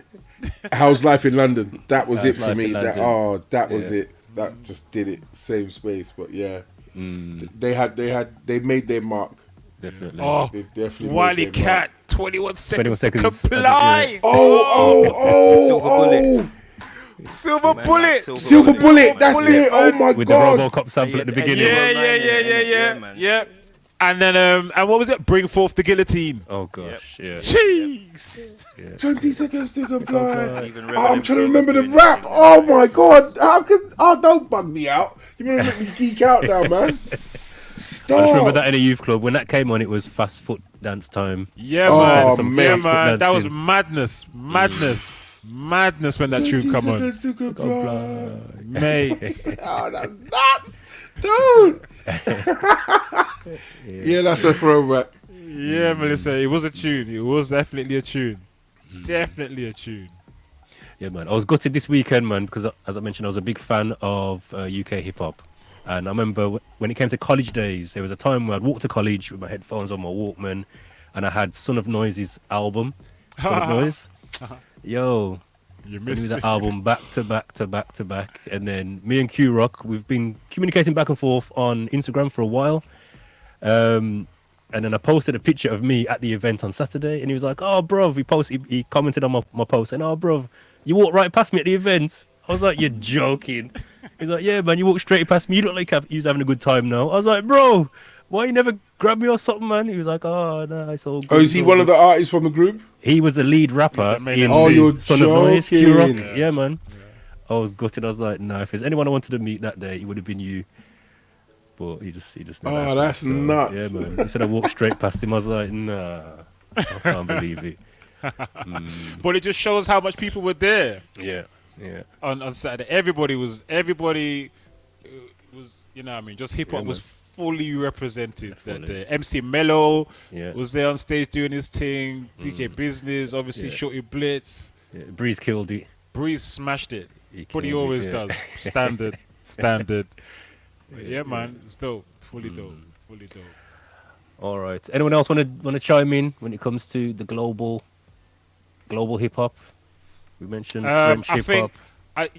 there's one I was watching today. I was watching The Ladies First, is it? On Netflix. Oh yeah. So I watched that today, and I was surprised that the only English, there were only Female. two English female MCs I saw. Was Cookie Crew Moni? got no, well, actually three. Moni was in there. Money Love. Yeah. Cookie Crew got a very short, just like quick, like 1-2 seconds on screen, and the other one was what's her name from here? Miss Dynamite. No. No. No. I know you're about Estelle. No, it wasn't Estelle. No. Oh. Oh, she was in Top Boy. Yeah.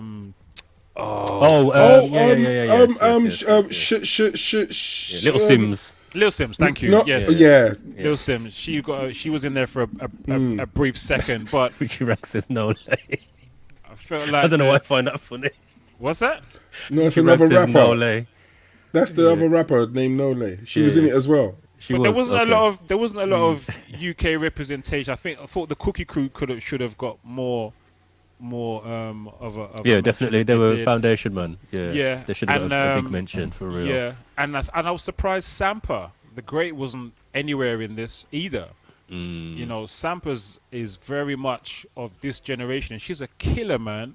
Yeah. You know what I mean? I was Yeah. surprised she wasn't in there. Bless up Trini Gladiator. Yeah, man. Big up Trini Gladiator in the building. Salute, brother. Salute, sir. Yeah, salute, man. salute. Yo, big event on Saturday, man. So, congratulations. It was Yeah, we were a just good look, talking. man. I don't know if It was you good. heard. We were just talking about that. It was a good look. Yeah, man. So yes, So yeah, man. I'm Sampa, surprised they never made more of a thing about Cookie Crew because they were foundational, man. Yeah, man. Yeah, They man. were That's what I early. thought. I was like, yo, how come Cookie Crew didn't get more of a mention than More of a just a look. little? Yeah, they just like flung some names on screen of people who were there but didn't really get they didn't really get the shine that some of the other, like the MC Lights and Queen Latifah's got. But Cookie Crew weren't that, man. Cookie Crew were like trailblazers, man. Cookie Yeah, Crew man. opened enough doors. 100%. You know what I mean? They should have 100%, got more. That program was very American. You know what I mean? Yeah. It wasn't really, when you're talking about hip hop globally, that program wasn't about hip hop or women in hip hop globally. It was really just about America. Yeah. You know what I mean? Yeah, I think I think Moni Love maybe should have put her foot down and says, you know what, we need to bring these girls in because Yeah, yeah. As she's They from kinda here, she made should her have exactly, who she is. exactly. You know what I mean?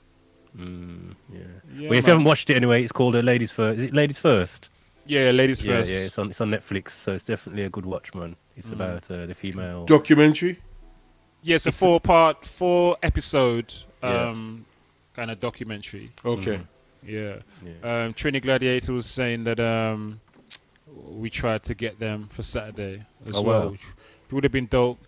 Could have got them. And of course DJ Business was there. He produced a lot of their tracks Wow. for them as well. So that would have been cool. Yeah. And Diva says that the Cookie Crew wrote all of their rhymes, unlike other female MCs, which is interesting. Yeah, man. Yeah, Yeah, man. Yeah, man. Stop. All right, time is a running. We're going to jump ahead. So we spoke about early memories. We've spoken about influence and impact on us. We've spoken about global hip hop. In previous episodes, we've already touched on, sort of old school versus new school. But I want to ask the question: what are your hopes and predictions for the next 50 years of hip hop? Boy. We're 50 years in. We've seen the journey so far, and I'm doing. Well, for those listening, I'm doing up and down. We've seen the journey. Where we're going to be in the next 50 years? Where would you hope for us to be? What are your predictions? What are your thoughts? The next 50 years. Hopefully, it's a business that we own.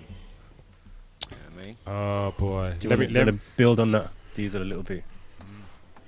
Well, look at who owns all the rights to most of the music out there. You know what I mean? Apart from a lot of the newer stuff, the digital stuff. You know, the record labels that hold the more major rappers and what's not. You know, we don't own them. There's a reason we don't own our rights to our music. You know what I mean? We don't run the companies that hold it. You know, so maybe a bit more ownership for hip hop in the next 50 would be nice. Would be. Yeah. I keep hearing Although a lot about of people. artists. Yeah, go on. No, I was just saying, I hear a lot of artists are now selling their catalogs, which is not the right direction I would have hoped it would have gone. But they're doing it for a reason. Yeah. I was going to What's say a the lot reason? of artists are getting their catalogs back, aren't they? Because it's getting to that time where, after, and again, Richie Ransom probably correct me here, after 30 years, I think it is, you can get your rights back. Yes. So a lot of people are getting their catalogs back, and obviously in negotiations, and sometimes not even negotiations, battles. We saw what happened with De La Soul battling to get their rights back. So hopefully we'll see a lot more of that, and then moving forward, deals being done correctly. I think there's more new younger artists that are holding on to their masters because they've heard the horror stories, but there is a percentage of them just want the signing money because they're broke. Excuse me, they're broke, and this is an opportunity. Someone turns around and says, "We'll sign you for $250,000 now, but you got to give me 5 albums in the next 10 years." Yeah. I saw a post by Tory Lanez, and I feel that what he described in that is going to be a key opportunity that people may not see, which is to package their albums as NFTs and then sell it and everything. So really and truly, you are your own label. You just need an audience, and your audience you can build up for free on your Instas and your TikToks. Then go on. No, go ahead. Finish what you're doing. I was gonna say, then you package up your albums as NFT. He sold them for $1 each. He sold a million copies. Dave? NFT. Non-fungible token, so it's a unique, identifiable element on the blockchain. Right. You can't copy it, you can't duplicate it. Okay. So that is one of a kind. And then you can resell that, but you can actually put smart contracts into the NFT, such as if it gets sold again, you can collect, I think it's up to 10% at the moment, but it might change it. Yeah. More than 10%. So it could be more than 10%. Yeah. But imagine you sold it for £1, but then that person sells it for 30 grand because it's a one of a kind, and you get 10% of that. Yeah. So you're just going to get someone else buys it for whatever. Yeah. You get 10% of that. Yeah. You know, so it just keeps going. Publishing wise, I think there'll still be, the companies to administer it to collect the royalties from various places. But I think selling direct to consumer through the bank accounts and NFTs, I think is going to be. So how do you need a special software to listen to that kind of media? So how do you keep from not selling it on? How is it protected?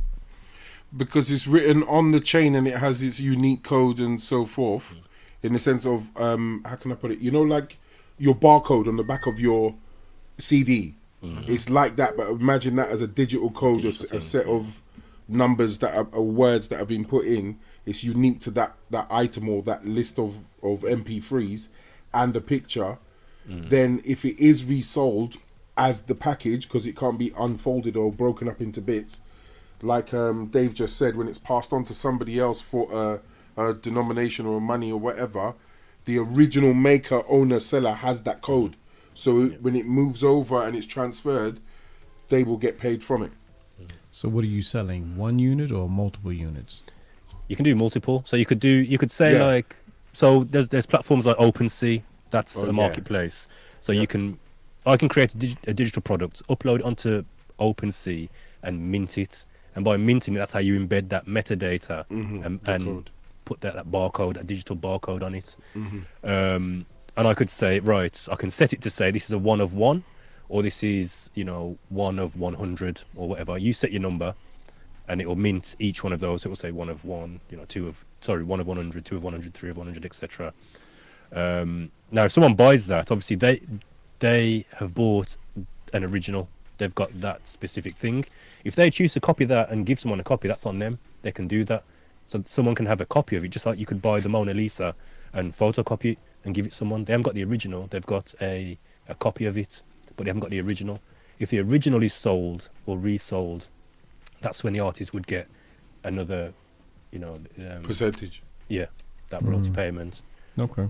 And then you can package things into it as well. So I've heard of people who they'll sell the music, and then as part of the NFT, there's like, access to a limited edition concerts where there's only 100 tickets. They throw the tickets. Yeah, you they'll can do loads. You can of stuff. package all that type of stuff into it. I think Diesel hit it on the head in a different way. I want to see full ownership moving forward. Own your own thing, man. And if you do have to go to a label, like Diesel said, the labels are more like us. You know what I mean? Not people like us in other labels. Being polite. Do you think go on. Yeah, go on. No, go ahead. I think you're gonna say No, it. I was just gonna say, do you think I'm going on a tangent? Yeah, So, go for it. Go for it. yeah. I'll follow it. I'm just saying, do you think we'll come full circle to the messages such as Public Enemy and the Ice Cubes and This is where my thinking is at. What in 50 years time? In 50 years or time? during it? I was Because thinking a if similar they're thing. not, that's if they've got hard, ownership, then they don't have to follow the trend of They don't. what the labels are saying. No, we're not going to release that. No, we're not we going to will be release the that. labels if that's the case. You know what I mean? Yeah, but Sorry, we Diesel, still speak up. have the. So can you hear me? Yeah, go ahead. You could go a bit louder no, still. just as Dave was saying, it's just like with the labels having more control, we'd also have more control of what gets sent out to the major stations and stuff like that. So if it was to go full circle, and we did have ownership by the time it comes back around, I think that'll just change the whole climate so dramatically, and hip hop will just have a I think we're completely nearly different there face. now. But would it? You know what But I mean? would it? But would it? I think with the right message going out, I think with the proper people running running what they need to run and releasing the right stuff, the right groups, the right marketing, I would think so. I think would this hope is so the- I anyway. think. Sorry, go on. This is the question. I think this is where my head instantly went when we started talking about where's hip hop going to be in 10, 20, 30, 40, 50, another 50 years. It's so you raised Diesel raised a good point about ownership. Very, very important point. Very, very important point. But for me, my thinking was more about the message, and is ownership going to translate into a different message or a continuation No. of what we're having now? No, it won't. Yeah, I It think won't. the message never went anywhere. I think it was what the majors decided to push. Yes, Because I think there's always been artists who have continued with who've that, continued with the with the heart of positivity. Public Enemy. Yes. Even to this day, you look at, even like what our brother Ty would talk about, Logic. There's a number of artists that we know who have always had that political message. Yes, they'll touch this side, or touch that under side, the but thing as there's a conscious message rap. there. That's what it is. That's Conscious it. rap. But what it is that the majors are like, yeah, we're not pushing that. We'll push them over there. The blessing now is that those artists that have been pushed over there have got their own platforms. Yes. Now they might not get the major radio station play. They might not get major backing, but they've got access to all the platforms that all the major artists have. Yeah. So if they've got their, 1,000 committed followers, they've got a movement. They They've can got put the album out there. facts. They can put a show on, Mm-hmm. and those that believe in them and support their message can go and support them. I sincerely hope you are all right. I really do. But it's already happening. It is already happening in its own way. There's a lot of artists and that control their own fans. Like they don't care about no label. What's his name?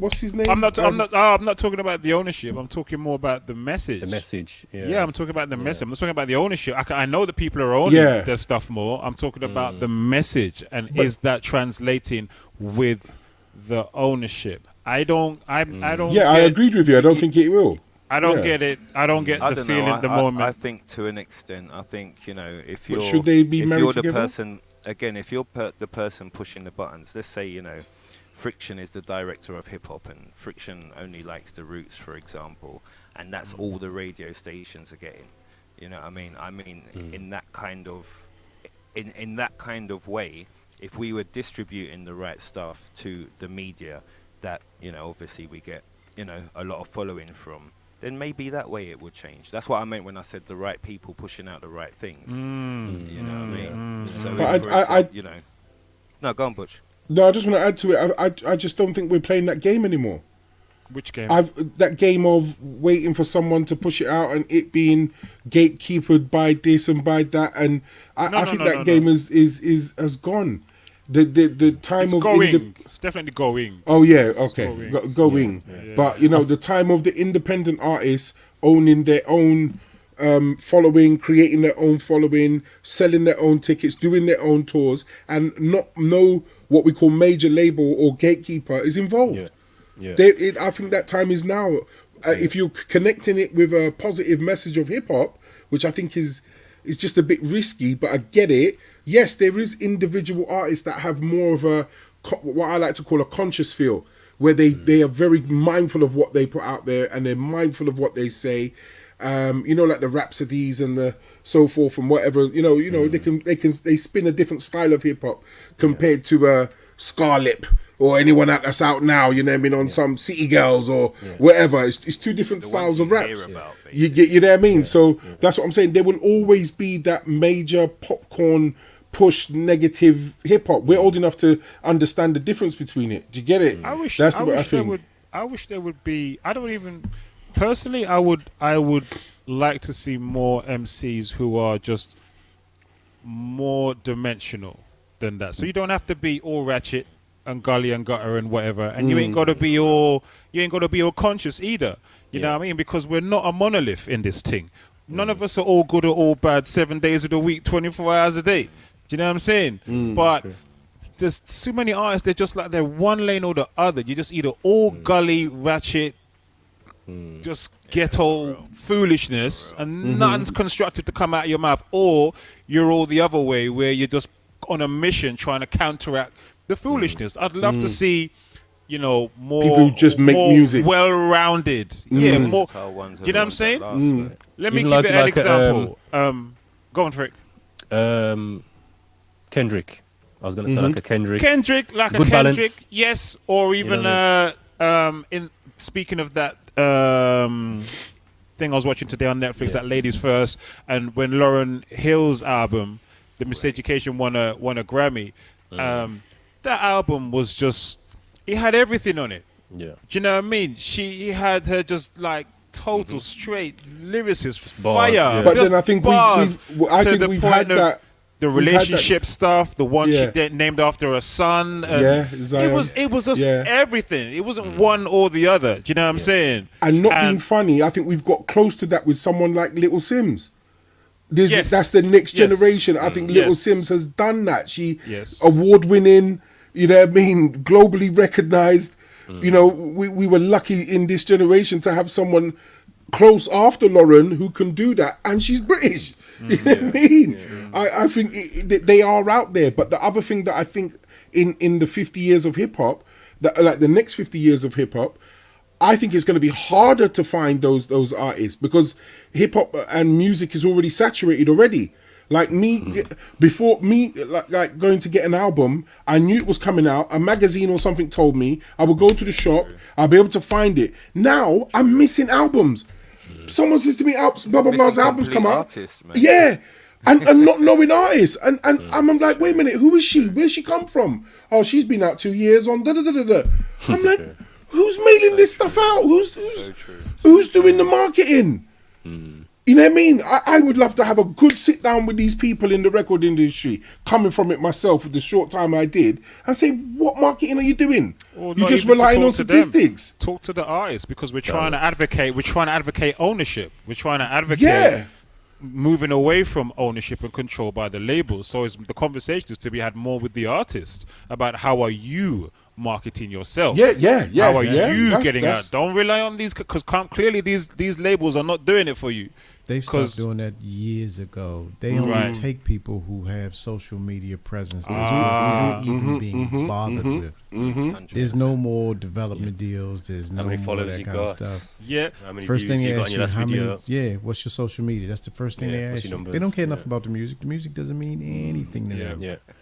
Well, that was one of the things on that Ladies of Hip Hop, when they were talking about Sister Soldier and the political impact and backlash she suffered, and then they contrasted that with Cardi B being top 5 most influential people on social media, and then kind of trying to say, you know, she's got this voice, she's got this platform, she can speak on political things. And I thought, you imagine she's one of the most influential people in the world on social media, but what's her message? Sister Soldier had a message, and they shut her down.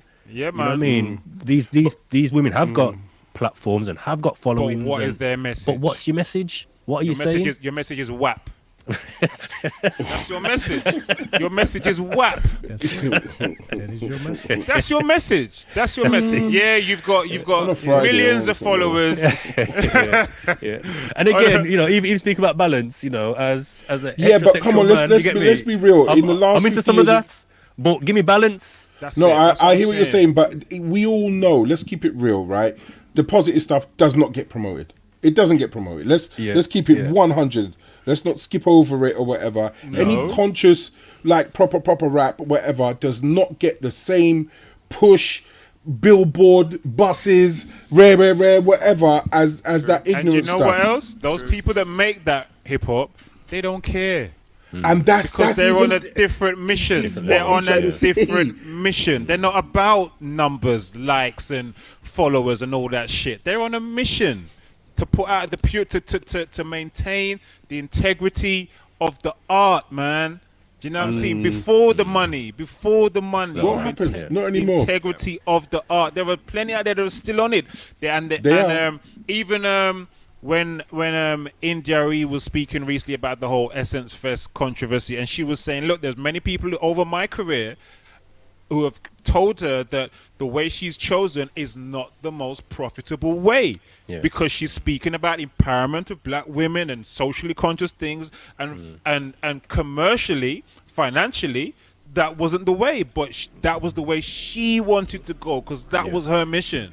You know what I'm saying? So I'm just talking. There were still people out there doing it, but their mission is not money, likes, or whatever. Yeah, they want to make a living and look after their families and that, but they're on a higher calling, man. They're on a higher calling. I definitely respect those. Like when I have taken my time, and I do have to say it, my time out to listen to the loose phrase of conscious rap and positivity and so forth, and then I as a person who's worked in the industry as well, I can see why they've struggled. I see why, like as you said, Little John could come out with F this, S that, S this, da, but your Black Thoughts and your other people won't get the same push.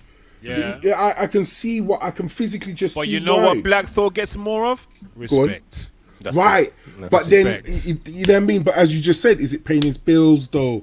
Is it putting Black Thought is doing well. Black Thought's nice. He's not No, thinking about I'm not saying he's broke. I'm not saying next he's month. I mean, I said he's not worried about his outgoings next month. No. Oh no! I'm not about literally like that. But I'm just saying, you know what I mean. Okay, he's getting his shows, he's doing his thing, he's eating his food, of course. I'm just saying, but I'm on about like from the outside in the sense of I hear all like what we were just talking about. Cardi B, whap whap whap whap whap. But your Sister Soldier person, you're not hearing the positive message. Man. You know what I mean? It happens. It must happen in reggae. You hear about the pum pum shorts and the radio there, but you know the righteous reggae and the thingy doesn't get pushed as much. You'll hear about Buju's Boom Bye Bye all day long. You won't hear about the decades of positive Rasta music. The Rasta music that is out there. That's what I'm saying. Since then. And this is just the industry. So if we're talking the next 50 years of, yes, we said hip hop, but music, full stop, I definitely see independence growing.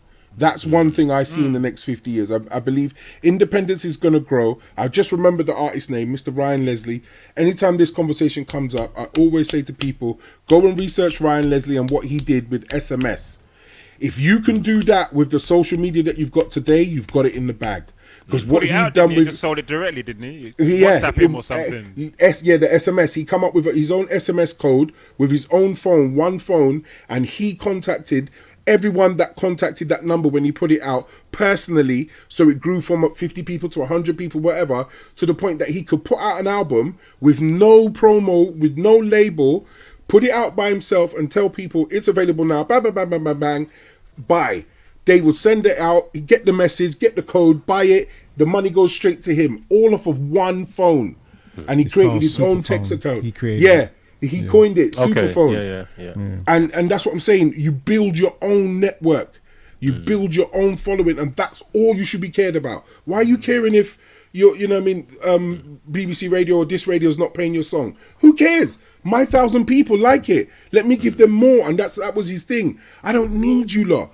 My 1,000 people like me and they've got friends. Let them all invite one friend. It will get to 2,000. It will get to 3,000. And that was his... Go and watch it. Just Google his interviews and you see it. And it's a very good tactic.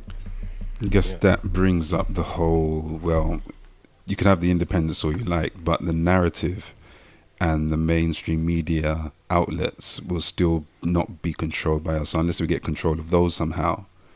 That's them. We won't have those opportunities. Bun them. Independence the way through. People want to find out about you. You put yourself out there. You put your name in lights and you say, come into my world. I would rather go on djcroc.com and find DJ Croc's mixtape, DJ Croc's clothing, DJ Croc's, you know what I mean? Because that's his world. Let me go there.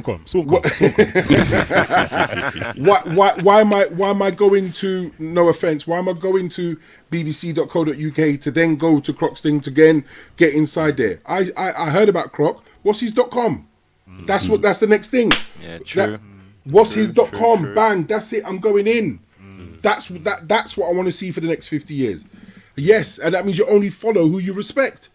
You're not consuming rubbish. You're literally listening and following who you respect, who you support, and everything else. That's it. It goes back to the conversation we had a while back about that guy I was saying who built the Telegram group. So he was moving people from his Instagram to a Telegram group because obviously you can have about 100,000 followers on Instagram. 100,000 people are not going to see your post. They're only going to send it to a small percentage. You're better off having that small percentage in a Telegram group that when you send it, every single person's getting it and they can, engage with you directly. And then you got more control of the content that you're putting out. 100%. I saw this thing today, which I wanted to, because I knew we were going to be talking about hip hop. And it just made me laugh and think about this conversation today. So I want to share with you this. Oh, don't Croc, man. Oh, stop. So for those listening, we're looking at a picture of Nas from my generation, which is Nasty Nas Escobar, and Nas from your generation, which is Little Nas X with a pink cowboy hat on and a very tightly fitted belly jacket. belly jacket. The man has got dog collars on. Let's just keep it 5,000. Yeah, he's got dog collars and cat collars on. Yeah. Yeah, I just thought, yeah, man, that kind of sums up today's conversation, man. Sorry, and also as well, I believe that with the fusion of sounds is going to go to a next level. You see how you have your mashups and your crossovers and your whatever. What I call fusion, I just believe that it's really like you are literally gonna get like, you got. How can I explain it? Like, literally drum and bass mixed with Indian music, mixed with Greek music, fused with this, and I just believe it's gonna be there, man. Yeah, I know. That's what I'm saying. Like, when I've been scrolling in SoundCloud and different places, people are fusing some beautiful sounds out there, and some of the voices that are going over these sounds, like, oh my God, Etterborn's challenge right now. If you're not on it, the A1 challenge. Anyway, but there's some beautiful voices. I just believe the music is going to fuse. I think the word fusion, which was very stuck close to jazz, I think it should be separate as a new genre. Remember where you heard it first? Soundcheck podcast. That is the new genre. It's going to be called fusion, and it is literally whatever you want to fuse together, and you should have the freedom to do it. If you want to have classical, pop, rock, reggae, all in one thing, do it. That's what I see for the next 50 years, man. Do it! Kill me now! Do it! Pull it! Go on, Cohagen! Get to the chopper! G-Force Leroy's just thrown the cat amongst the pigeons at 3 minutes past 11. We're talking about AI fusion. Now that's a whole nother, That's a whole nother episode. It's already here. People are trying it already. But I think that will definitely impact the next 50 years of hip hop as well. The increase of music being generated by AI, songs being written by AI, tracks being produced, all that kind of stuff. Well, you think about it. Think about that artist. Voice generation, all that kind of stuff. Exactly. You think about that artist that's good with the pen, but might not be good with the voice. They can sit down there, get an automated voice. What are they going to do a live concert? They're going to do a live show. They don't need to. They get a hologram. Get the hologram. They get the hologram and go and do the scene, blood. It's not even a game, Croc. It's happening, man. It's happening, bro. They don't need it. Yeah. Somebody made a track the other day, and it was in the voice of Biggie Smalls. And to be honest, if I was part of Biggie Smalls' estate, I would be offended because it's like they're saying, terrible. we can bring Biggie back. You know what I mean? And they're taking bars and putting his voice. So it's like, Biggie rapping Mobb Deep Shook Ones. Yeah. Biggie I've heard those rapping, mashups. Yeah. Do you get me? To me, that's layman's. That's the bottom level. Yeah, Imagine just creating a new voice, literally a new voice, and naming the artist. I don't know, Sheila, and she's got some banging tunes. All AI, but she doesn't exist. Yeah. She doesn't exist.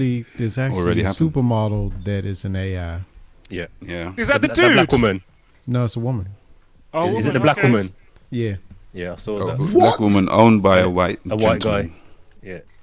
And there's a ton of controversy about it because he's getting paid when that image gets used. He gets paid for it, and because he created the image. Yes. So he owns the rights to the image. Wow. People are hiring and using this image in their adverts, in their marketing materials, and paying him for the use of that image. And there are black models who are losing work. It's more free labor. I told my bedroom that was where it was gonna go. You're kidding me? Sorry, that's I didn't realize nuts. this thing was gone this far, man. And look how many months that's been. Remember when we first talked about AI? What was that? Yeah. It was a few episodes ago. Episodes ago. Yeah. And look where it is now. Models have been. This thing is. G-Force is saying he's heard about an ABBA Place hologram stadium show. Yeah. They brought back Voyage. ABBA. Voyage. That's it. A whole concert of ABBA on stage, but it's holograms. Wow. Hold on, ain't ABBA still alive? Are they all dead? No, I think they're still here, aren't they? They're just I'm not sure as they're young as still the alive. holograms. Yeah. They Can't pull off the dance moves as much. They are old. Wow. Like mature old. Like, but if you're gonna sit down there and give the rights to your hologram and get a change, bad while he sits at home. I thought Butch was gonna say wrinkled apple old. And on that note, Applegate for life. Let's wrap it up. Yeah, it's been a good one, man. It's been a good 50 years. I mean, I only seen 47 of them. Give my age away there. But yeah, it's been a good. We've had a You know good what I run, want man. to see in the next 50 years? A real Soundcheck album.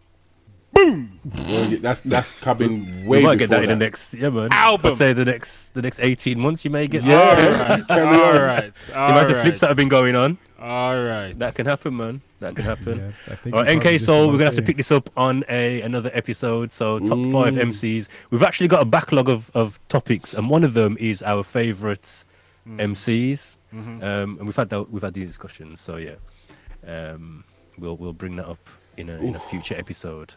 Well, thank you. Yeah, and we never got to the phone line, so forgive us for that. The phone line is available for future episodes. So you know, I mean, we'll let you guys Allegedly. know. Yeah. You know, I've never been on the episode where we've had a live phone in. I was always away. I've never Oh, wow. had the live phone in, man. But yeah, future episode, you'll have the opportunity to chime in. But thank you for your ears. We appreciate you guys chiming in. Salute everyone in the chat. We appreciate you guys. Remember, tell someone about the podcast. You know, the replays are on Spotify. On YouTube. We put on YouTube as well. YouTube. Yeah. YouTube. You can always reach us as well if you have any ideas, any topics you want to hear us discuss, anything that's current that we may have missed. Feel free to just ping us. You can reach us it's reachalttv@gmail.com. You can always direct message us on Instagram as well, which is the Real Alt TV. Or just if you connected with any of us, just ping us any ideas, you know, I mean, anything that you think we need to bring up, feel free. And as NK Soul said, for real, we've got to mention RIP to Magoo. He passed man, away. that's sad, man. I think it was last night or early this morning. He passed away at the tender age. I 50. think he was only 50 years old. Literally 50 years old. That's crazy. Yeah, so RIP to Magoo and his family. But yeah, any final or closing thoughts, words from the team? Happy birthday, hip hop. Yeah, man. Happy birthday, hip hop. Hip hop. Happy birthday, hip hop. Wu-Tang is for the children. Yeah, you don't. For sure. All right, guys, listen, it's been a good one. I've enjoyed the discussion. Thank you all. Yep. And we will see you again Next in week. another episode. Monday. Yeah, Yeah, man. man. All the best. Peace. God bless. Peace. Take care.